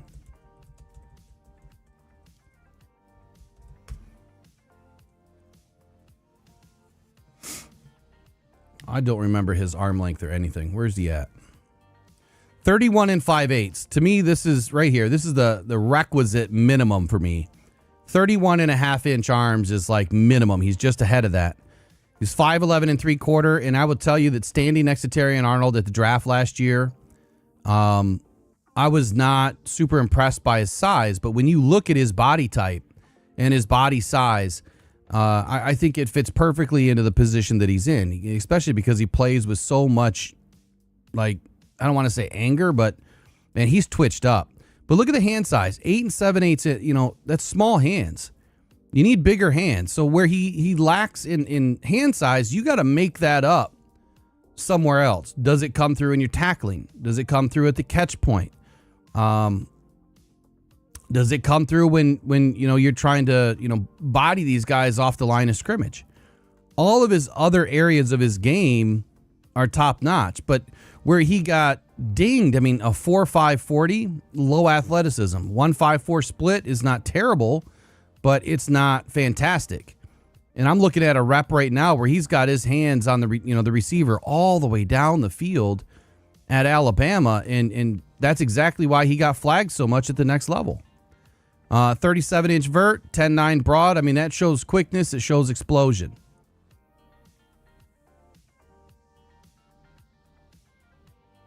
So he says Arnold was a mirror match master. I would agree with that wholeheartedly. Light, deceptively sudden feet and movement with smooth fluid hips. That's a fact right there.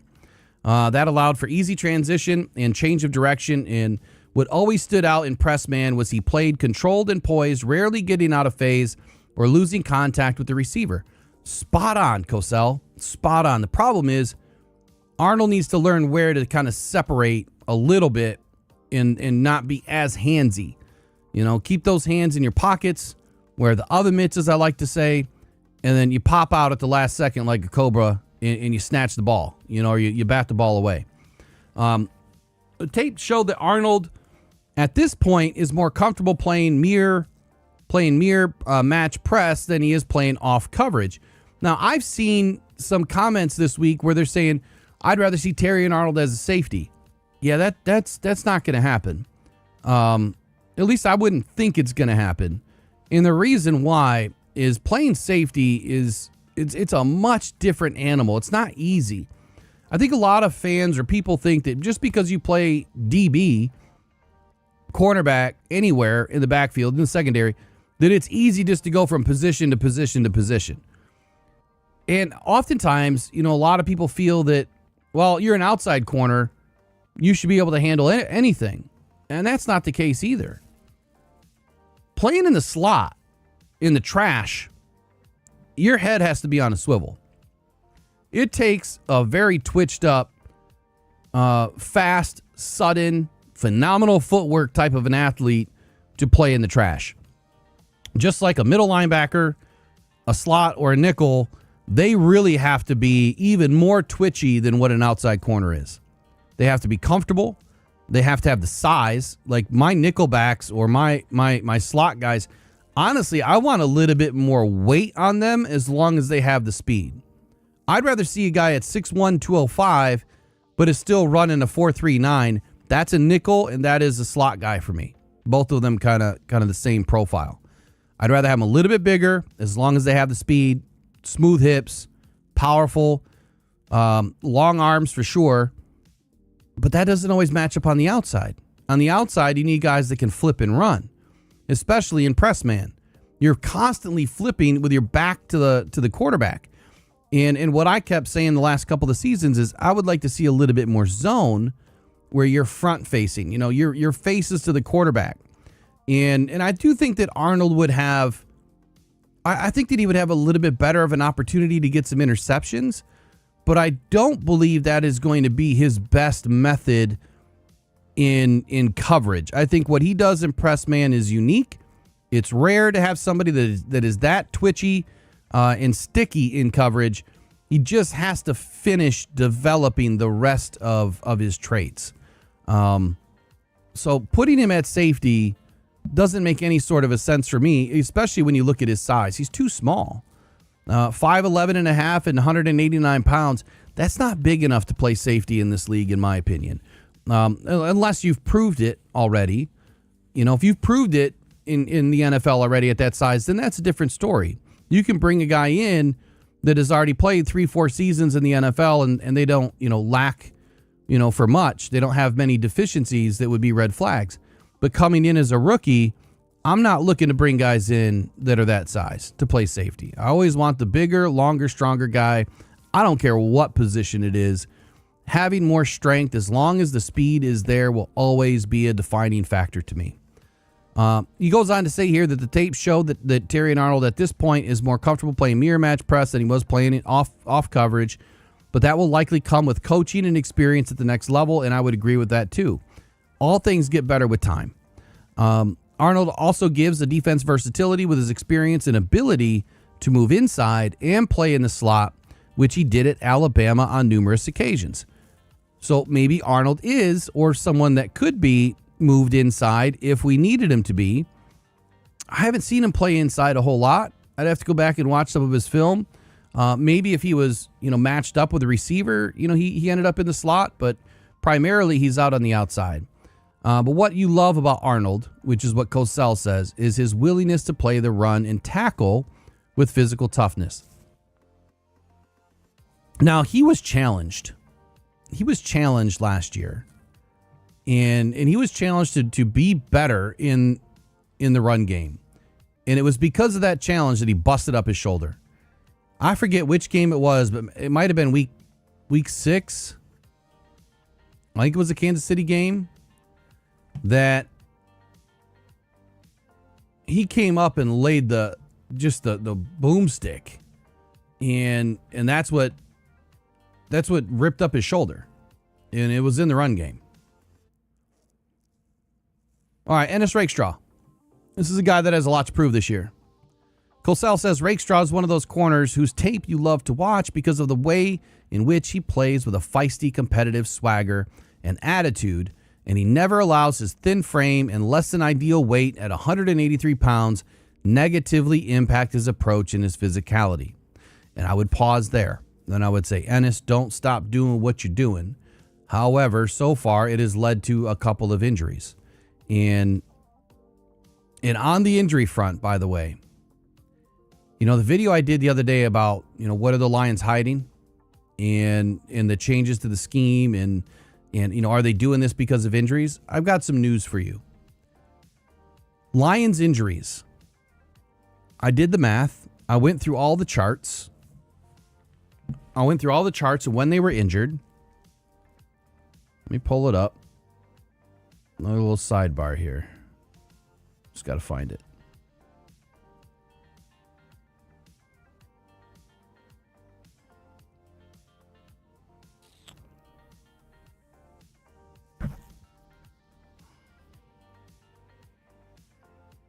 Oh, I'm in the wrong one.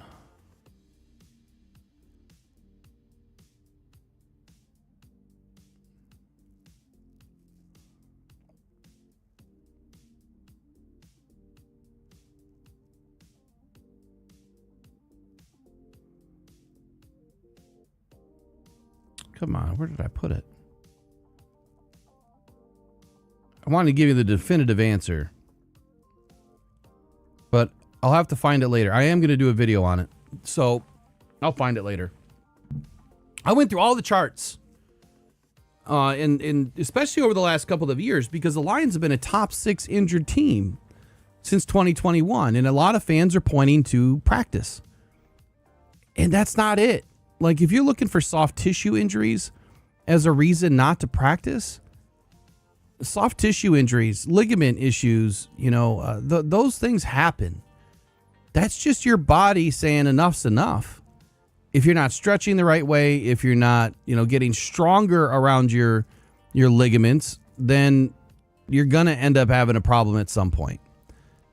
Could it be overuse? Maybe, but who's to say that overuse didn't happen in college? Because you could be a couple years out from something finally snapping, right? It's not just that rep that caused it. No, that's been coming for a couple of years. That you've been, abusing, your Achilles or MCL, PCL, ACL, whatever. It takes time. It's not usually instant unless it's contact, driven. If it's non-contact, that's just your body saying, I'm done. But contact injuries are different. And the numbers that I pulled together were that more than 90% of the Lions injuries since 2024 happened in game, not in practice. And I think what you have to look at is you have to look at everything prior to week 1, is what I did. I looked at everything prior to week 1. So everything during training camp and leading up to, the preseason. And week 1 forward, you can pretty much bet that all of those injuries happened in game. Very few and far between did we have players that got injured in season in practice. There were a couple of stipulations to that. Hamstring injuries. There was a couple of hamstring injuries that happened. Well, those happen, and those happen in practice. You can't do anything about that. It's a common injury. You could go bust up your hamstring going for a jog right now. You didn't overuse it. You're not, you underused it probably. So I would say that we need to pump the brakes on how much the Lions are practicing here with hits, because only 14 padded practices are allowed in the entire season, and 11 of those have to happen before week 11. So you're talking 1 padded practice a week where they can hit in season. So those injuries are happening in game. Again, very few and far between. Ennis Rakestraw, I think he busted up his shoulder last year, and that happened in, I think that happened during a joint practice, if I'm not mistaken. Wasn't that a joint practice? I got it all in a spreadsheet, so I'll have to go back and look. But I think it was a joint practice.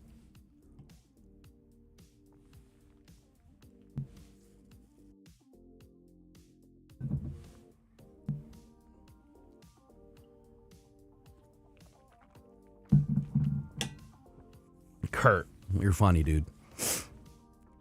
What was your what high school was it?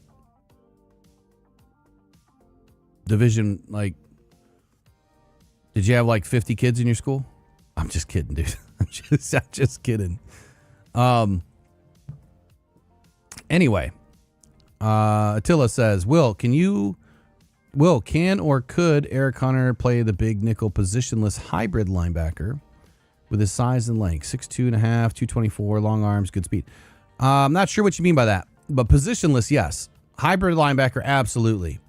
I think that you will absolutely see, if he makes the squad, he is that exact type of player when you're looking at like an Amanawari style, where they're utilizing him to rush the quarterback, putting him in sub packages to be able to do that, freeing him up on a free rush situation. That's exactly what Eric Hunter can do well.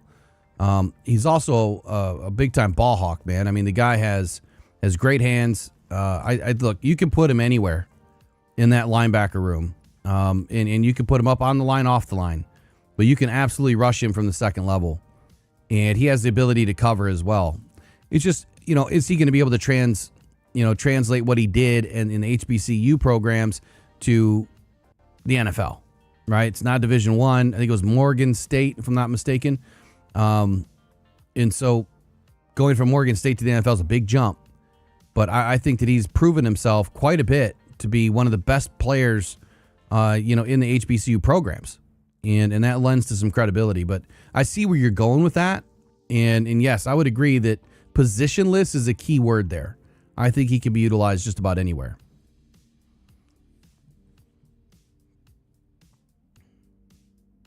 Class D. There we go. Harrison Hornets. Jack Pine Conference. Harrison. That's over on the east side of the state, yeah? That's the east side. All right, so Ennis Rakestraw, look, what does he have to do this year, and what did Cosell see out of this guy? Well, the light, thin frame. I think that we can all agree he's a little bit light. But Rakestraw's 23 tape showed that he could be effective on the outside playing press man coverage and off coverage with the athletic traits to be successful in both techniques, although some teams may see him more as a slot corner given his lack of desired size for the outside. And I think that's exactly what Dan and Brad brought him in to do. His short area burst and his quickness and willingness to be tough, right, playing the run, and his overall high level of competitiveness is exactly what I'm talking about for guys that, play in the nickel or the slot. They have to be quick. They have to be twitchy. You have to be able to, hammer the run game. And he does all that. Like he's willing to do all that, but his body's just not big enough. He's more than a cover corner and might lead teams to believe slot corner is a better transition. Again, I think it's exactly where he is. Rakestraw has extensive experience playing both outside corner and slot corner. And if teams believe his thin frame presents an issue outside, then he can be deployed in the slot with the needed athletic and competitive traits to succeed there at the next level. My only issue with that is size. I think you need bigger guys, kind of like the strong safety role or the robber role. We see Brian Branch, he was in our nickel. And what I liked out of Brian Branch was his physicality, his size, and what he brought, down in and down out. And when we moved him back to safety, I think we lost a lot in the slot. Brian Branch, still just under 6 foot, weighs about 195, so he's 10 pounds heavier than Ennis. 30 3/4 inch arms, a bit short in the arm length, 9.5 inch hands. You compare that to Ennis Rakestraw.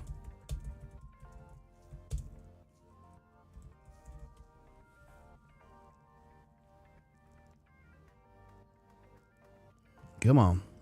They're almost damn near identical as height, like maybe a 1/4 inch difference. Rakestraw's longer arms, 32-inch arms, and Rakestraw's small hands, 8.5 versus 9.5, and he's about 10 pounds lighter than Brian Branch. Both of them have an exact, mirror of athleticism score at 55. They both run a 4.5. Branch ran a 4.58, but he plays faster because of his processing. Both have good broad jumps. Vertical, Ennis Rakestraw didn't do. And I'm surprised that the Branch only put up 14 reps on the bench. Like, I'm surprised in that. Only 14 reps? That's surprising to me. Ennis didn't do anything. He didn't bench. That tells me his strength is a problem. So he said, keep in mind Denzel Ward came out of Ohio State with the same height weight measurables as Rakestraw. The difference being that Ward's overall athletic testing numbers included a 4.32 40. Kind of what I was saying earlier. The guys that I want there have to be fast, have to be twitchy, have to have their head on a swivel. So clearly better than Rakestraw, obviously.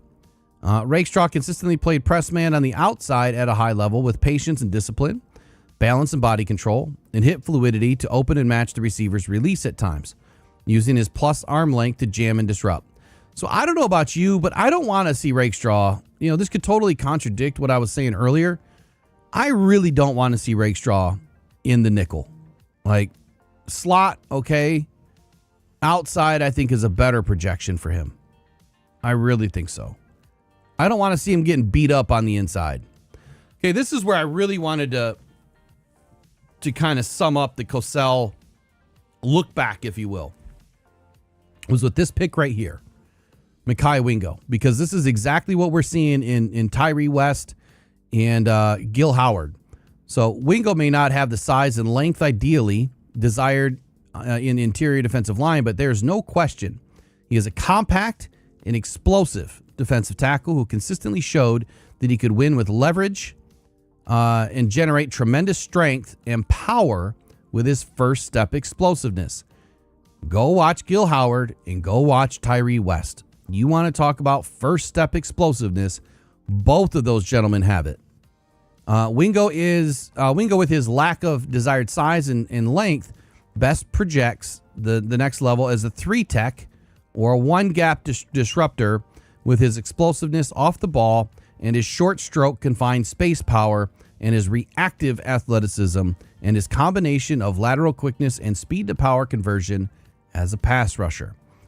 So when we brought in Wingo, this is the exact idea that I feel like they were shooting for, is in the sub packages or in, obvious passing downs, you wanted to get lighter, more slippery, faster, more explosive off the ball.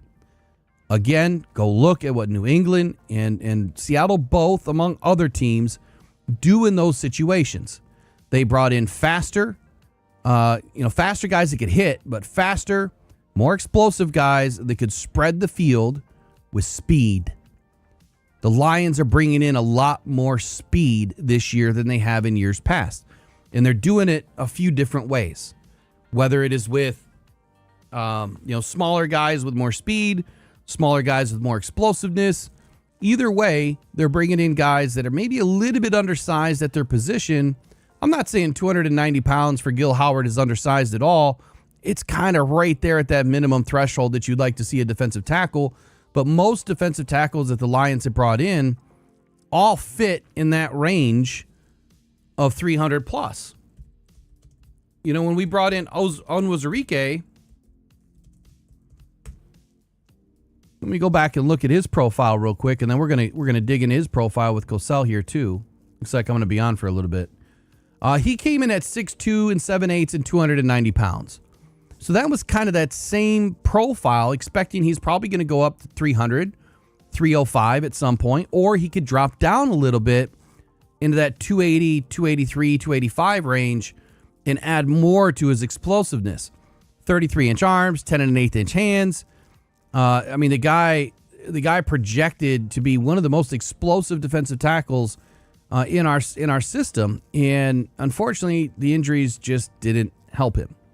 Watching some plays of him right now,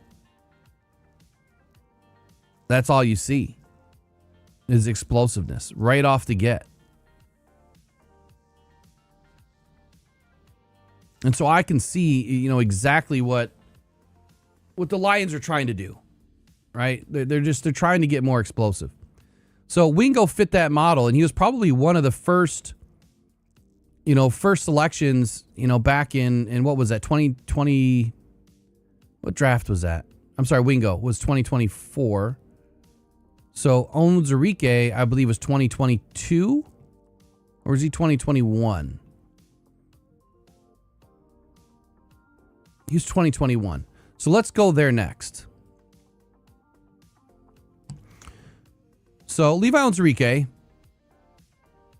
defensive tackle out of Washington, selected at 41 overall, is a very intriguing defensive tackle prospect as you project and transition him to the next level with his desirable traits profile of natural power with heavy hands and plus quickness and athleticism. Again, 10 1/8 inch hands, 33 inch arms, just under 6'3", 290 pounds, and he could move. The foundation of his game is power and force with strong, active, heavy hands. But he showed enticing flashes of first step and explosive quickness as both a run defender and inside pass rusher that you hope are signs of things to come in the NFL with coaching and further development. If you go back to 2024, Levi's first real season playing, he was explosive. He was a menace. They put him on the outside as a defensive end, and he flourished. Now, he didn't have a ton of sacks, but he was very disruptive, and he was actually operating before the season ended. I want to say he was ranked top 15 and was even a top 10 throughout the season for his defensive rating. Let me pull him up.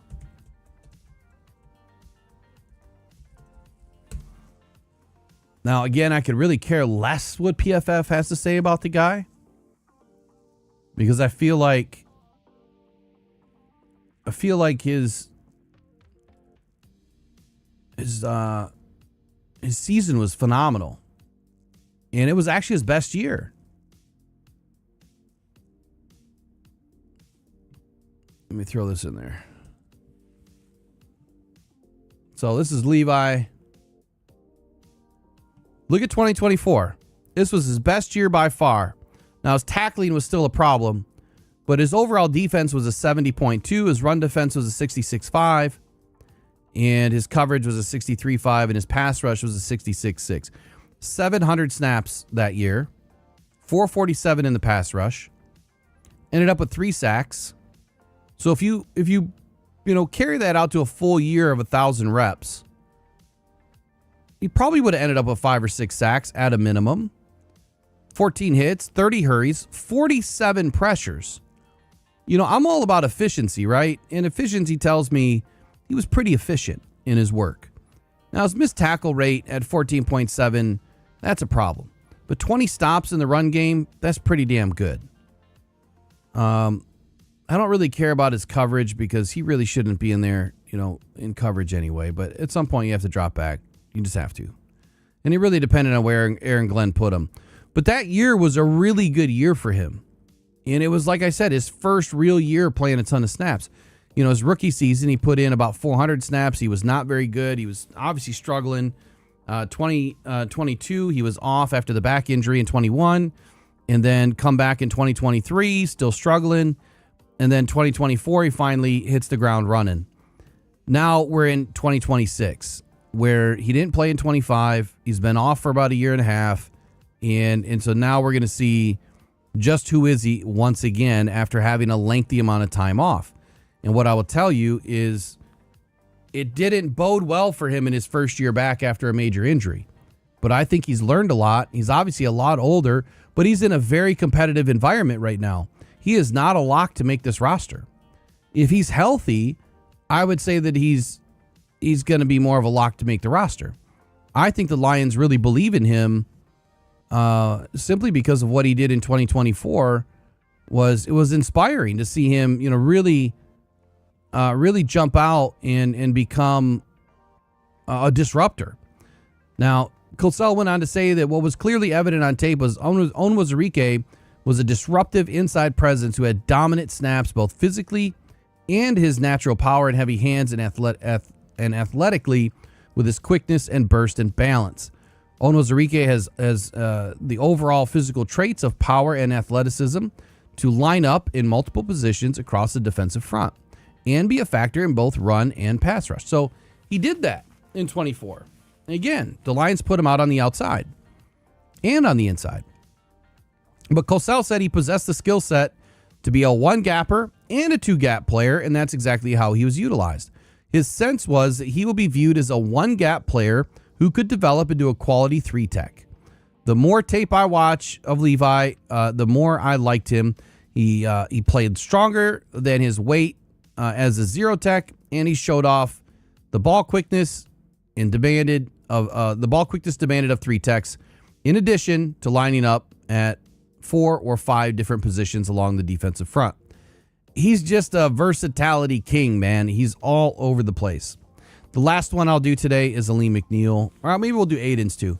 He says Aleem McNeil will be an interesting projection to the NFL, given that an argument could be made that he was playing out of position as a zero-tech, two-gap defensive tackle in North Carolina State's defense. Although he is a powerful man, McNeil has the athletic and physical traits to be a one-gap defensive tackle. As you think about his transition to the next level, but his 2020 college tape showed a splash player who needs to play with proper technique and leverage more consistently. I would say that that's pretty close, but when he came to Detroit, I mean, we went right to this one and a half gap scheme, so it kind of put him right back into where he was, but did not project as just a nose tackle inside this defense. They wanted him developing into the three tech that he is today. Cosell says his sense, despite his lack of consistent execution, is that McNeil will be seen as a scheme transcendent with his experience as a two-gap player with strong, heavy hands and control and displaceability, plugging him into a 3-4-5-2 base front. Well, we ran a 4-3, and occasionally we are in the 5-2. But his light feet, the dancing bear, and overall quickness with the traits to develop into a quality pass rusher, making him attractive to 4-3 base fronts. Bingo. As a one-tech and possibly even a three-tech with coaching and experience. And this is where he ended up, right here. He's a three-tech. So just the disparity between one-tech and three-tech. When you're a one-tech, you're viewed as typically a guy that doesn't have great athleticism. You're bigger, you're slower, you can eat the double teams, but you're not asked to do a whole lot.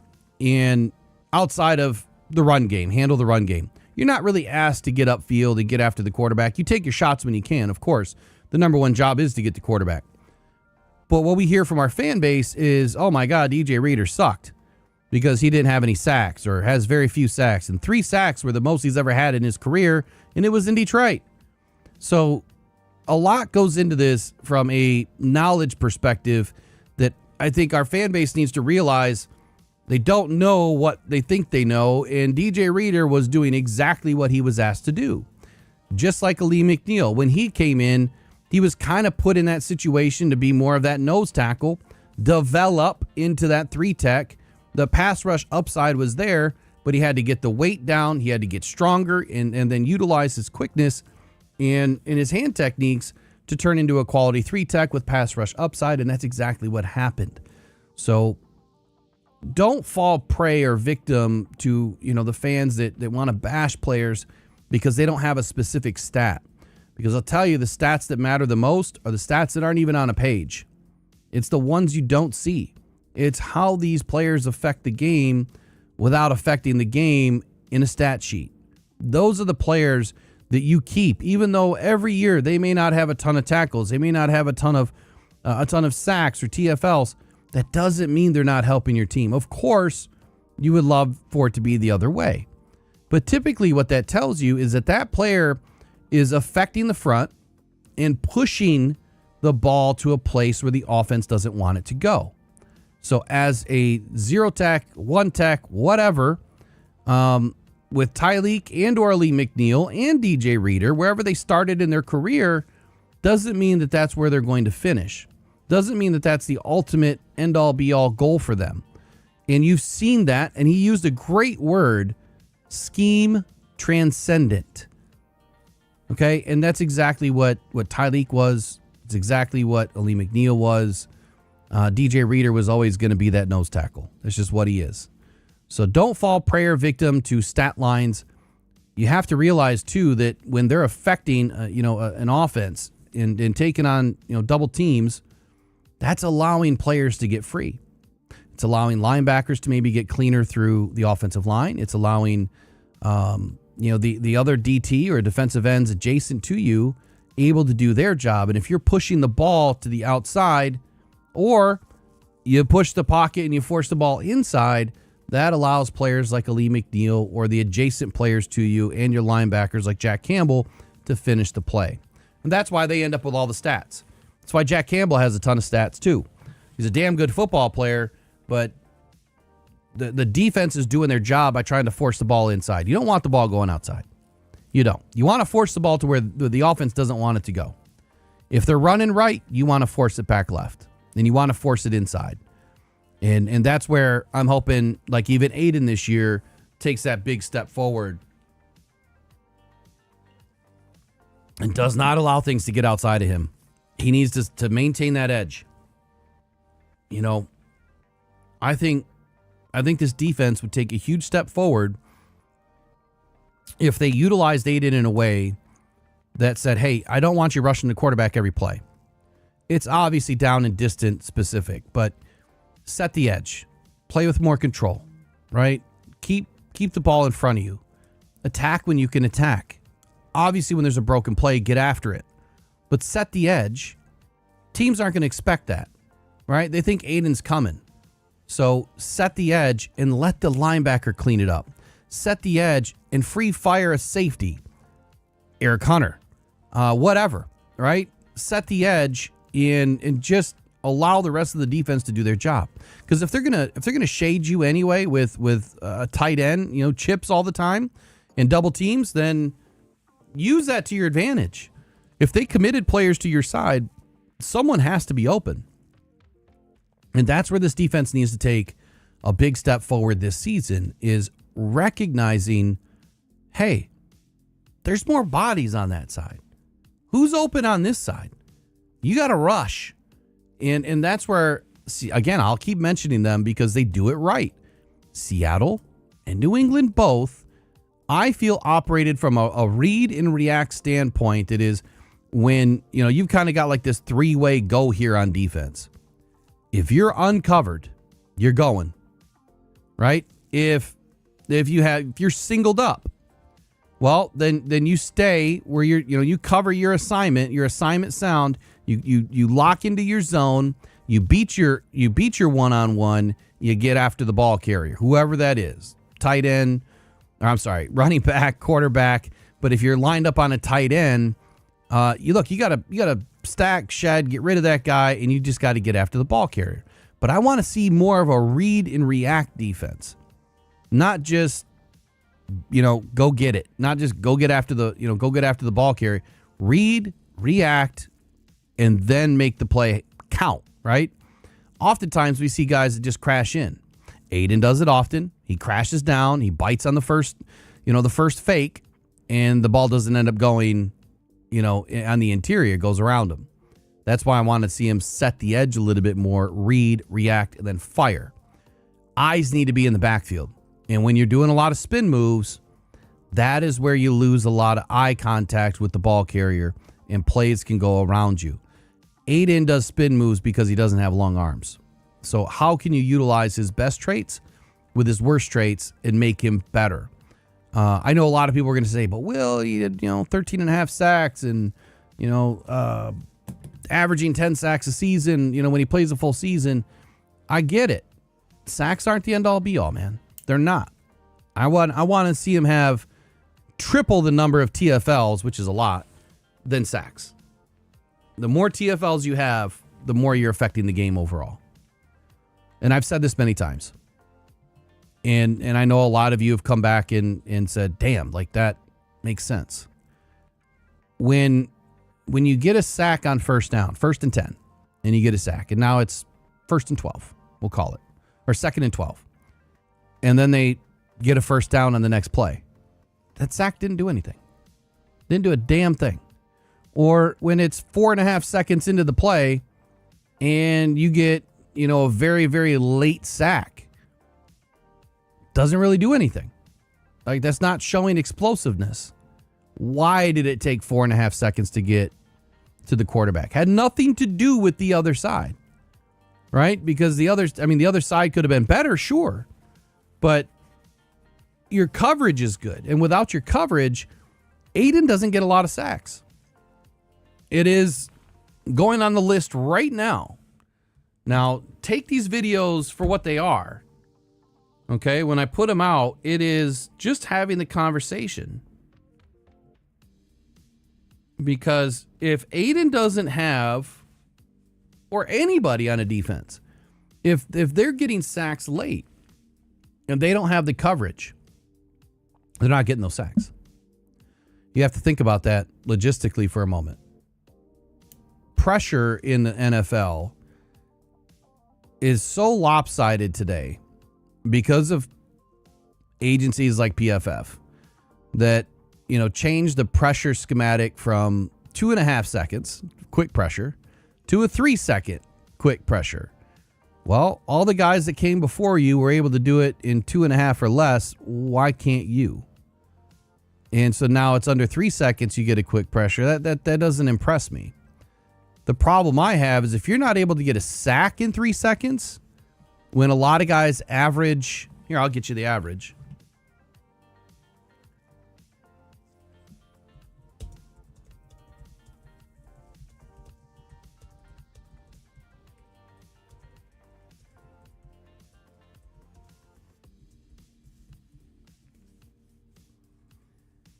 The average means everything to me. So I know we're going a little bit off topic, but this is what happens when I get into this stuff. Just how my brain works, man. I keep coming up with more and more and more to talk about because I try to educate as much as have a great conversation. While I'm waiting for that, here's what he said about Aiden Hutchinson. Cosell said, Hutchinson is a strong prospect as you project and transition him to the NFL. He possesses excellent body length. His arm length is shorter than desired, but he plays long and consistently showed outstanding quickness off the ball and explosive short area quickness within 2-3 yard metric needed to win as a pass rusher. He does not have ideal flexibility and bend off the edge, but his game is predicted more on short area explosiveness and power, and highly refined with strong, heavy hands with rapid fire movements. What stood out was how well coordinated Hutchinson's feet and hands were as a pass rusher, allowing him to beat offensive tackles with a lethal combination of explosive foot quickness and perfectly timed hand strength and arm moves. Well, where did those go? All I see is bowl and spin. I don't see the rest of the arm moves. What consistently was evident was Hutchinson had a game plan for how he wanted to attack offensive tackles, and he approached it as a 4-quarter exercise. That is a fact. And Aiden even mentioned that last year, that he, was trying to view this a little bit differently, playing the long game a little bit more. He says there never was that more apparent than versus Ohio State left tackle Nicholas Pete-Ferrer. Now, that name matters.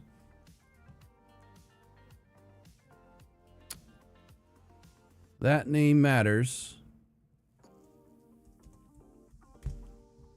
And here's why. Aiden beat him up in that game. And anytime he went up against Pete-Ferrer.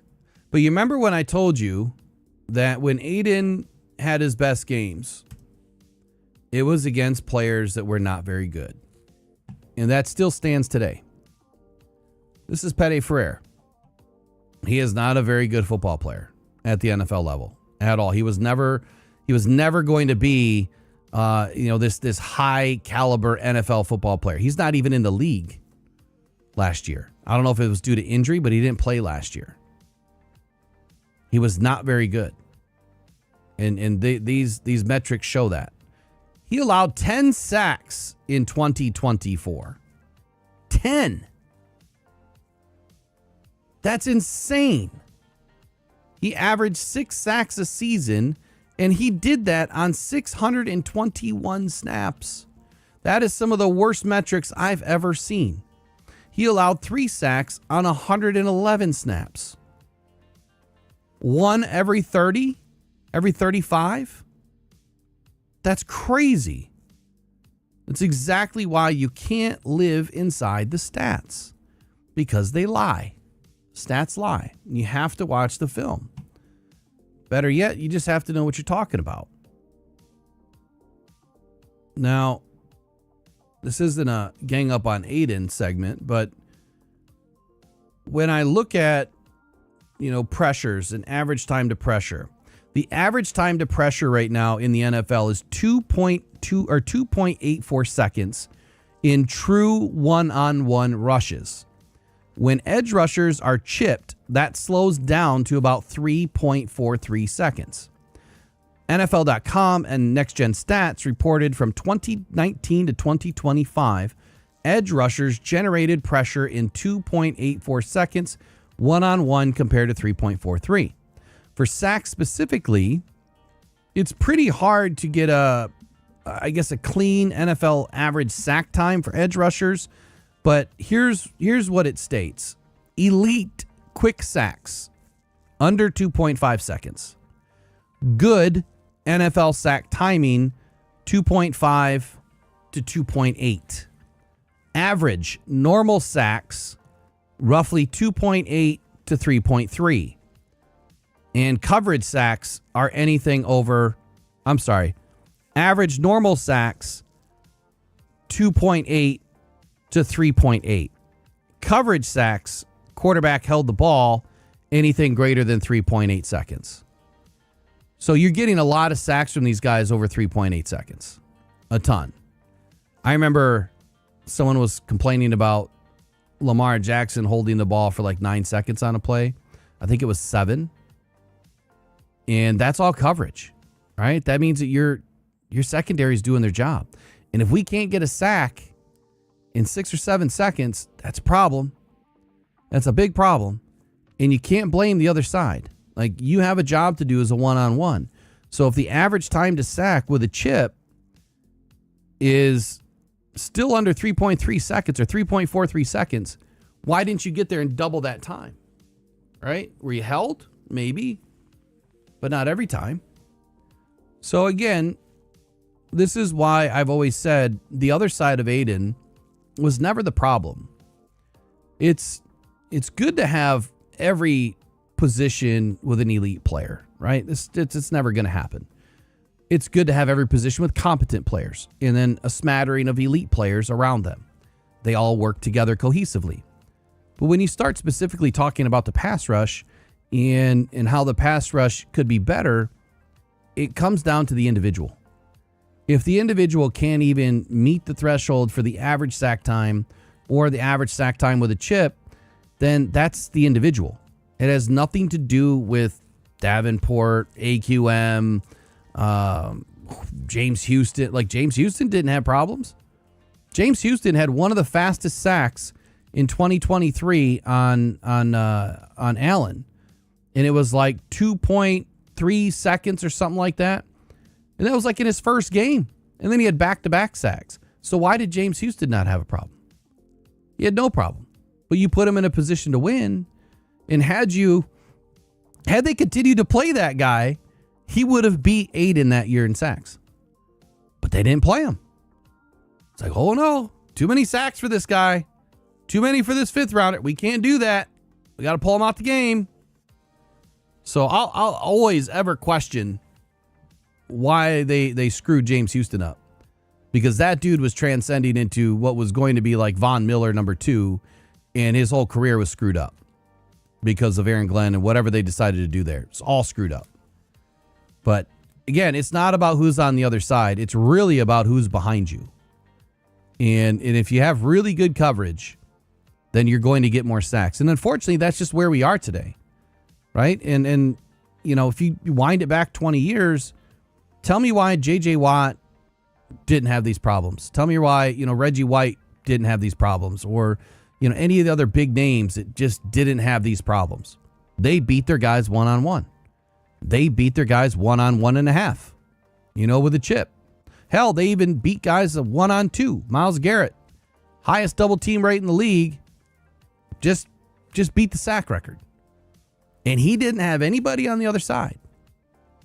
Nobody. And he really didn't have anybody on the interior. No huge names.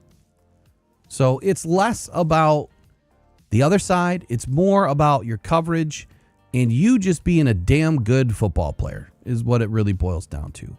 So we can't make it, you know, we can't make excuses for people, for players. And so this year, I think I'm going to have to get something made, but this is the year now where I'm sorry, but for everyone that was crying about the other side, well, guess what happens now?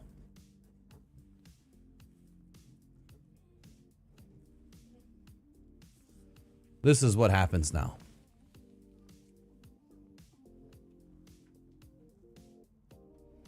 You now have no excuses, right? And to quote the famous idiot, I'm all out of bubble gum. No excuses now. Am I right or am I wrong?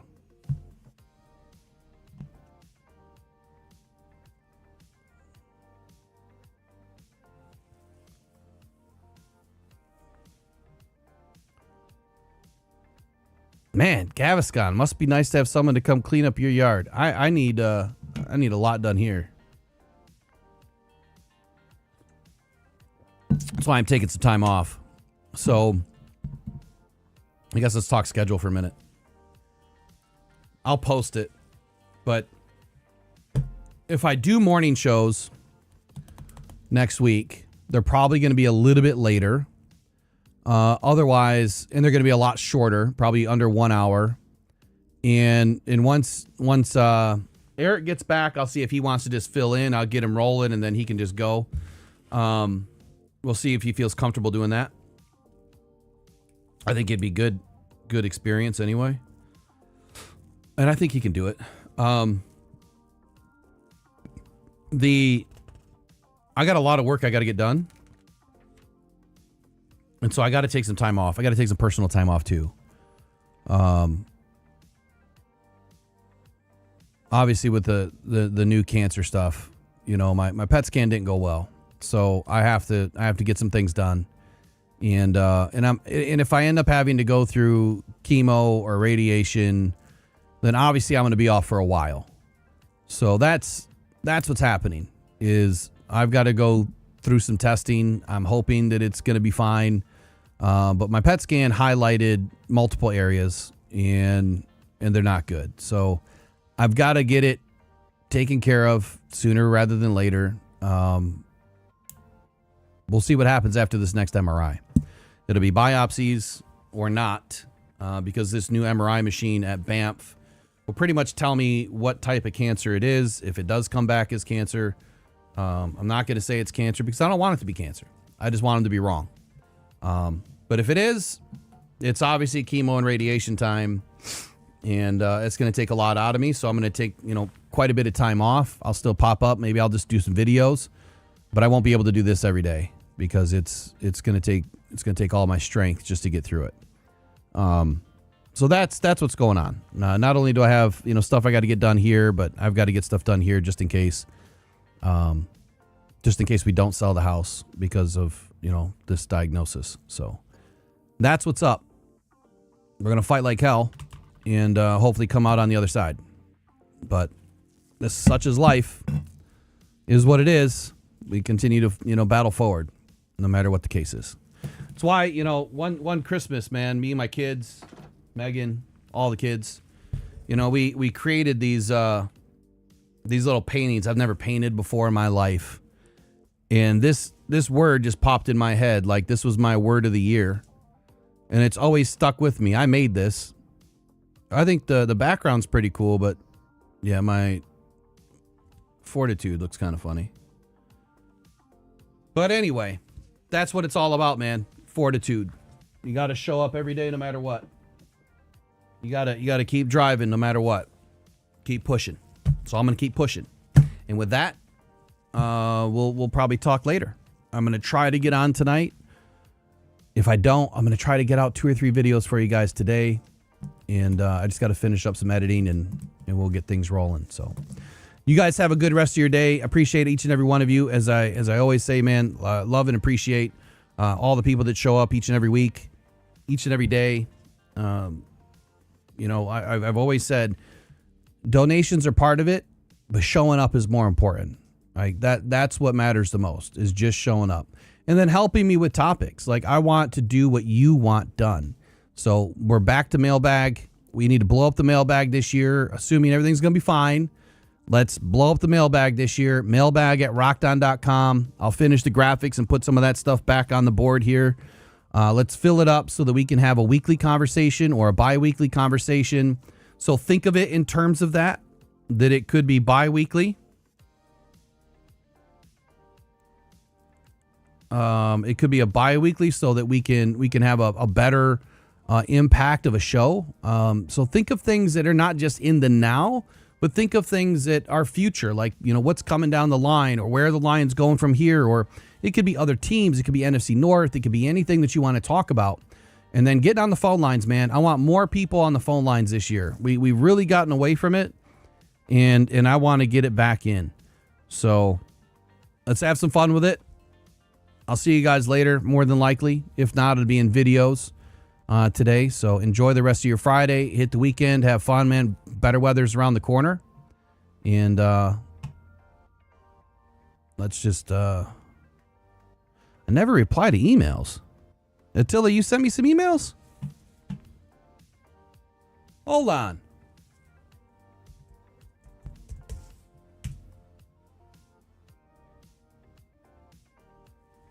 So my phone, like, I don't have it on my phone anymore.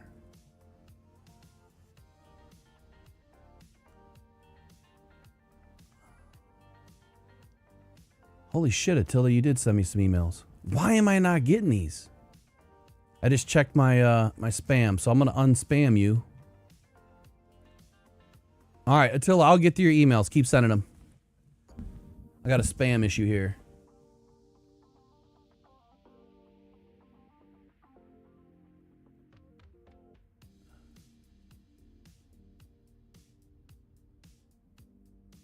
All right, I'm out. I gotta go. I got a bunch of emails I gotta reply to. Look at that. I got you, Attila. I don't ignore anybody, man. It's an issue for me. So anyway, I'm out of here. We'll see you guys.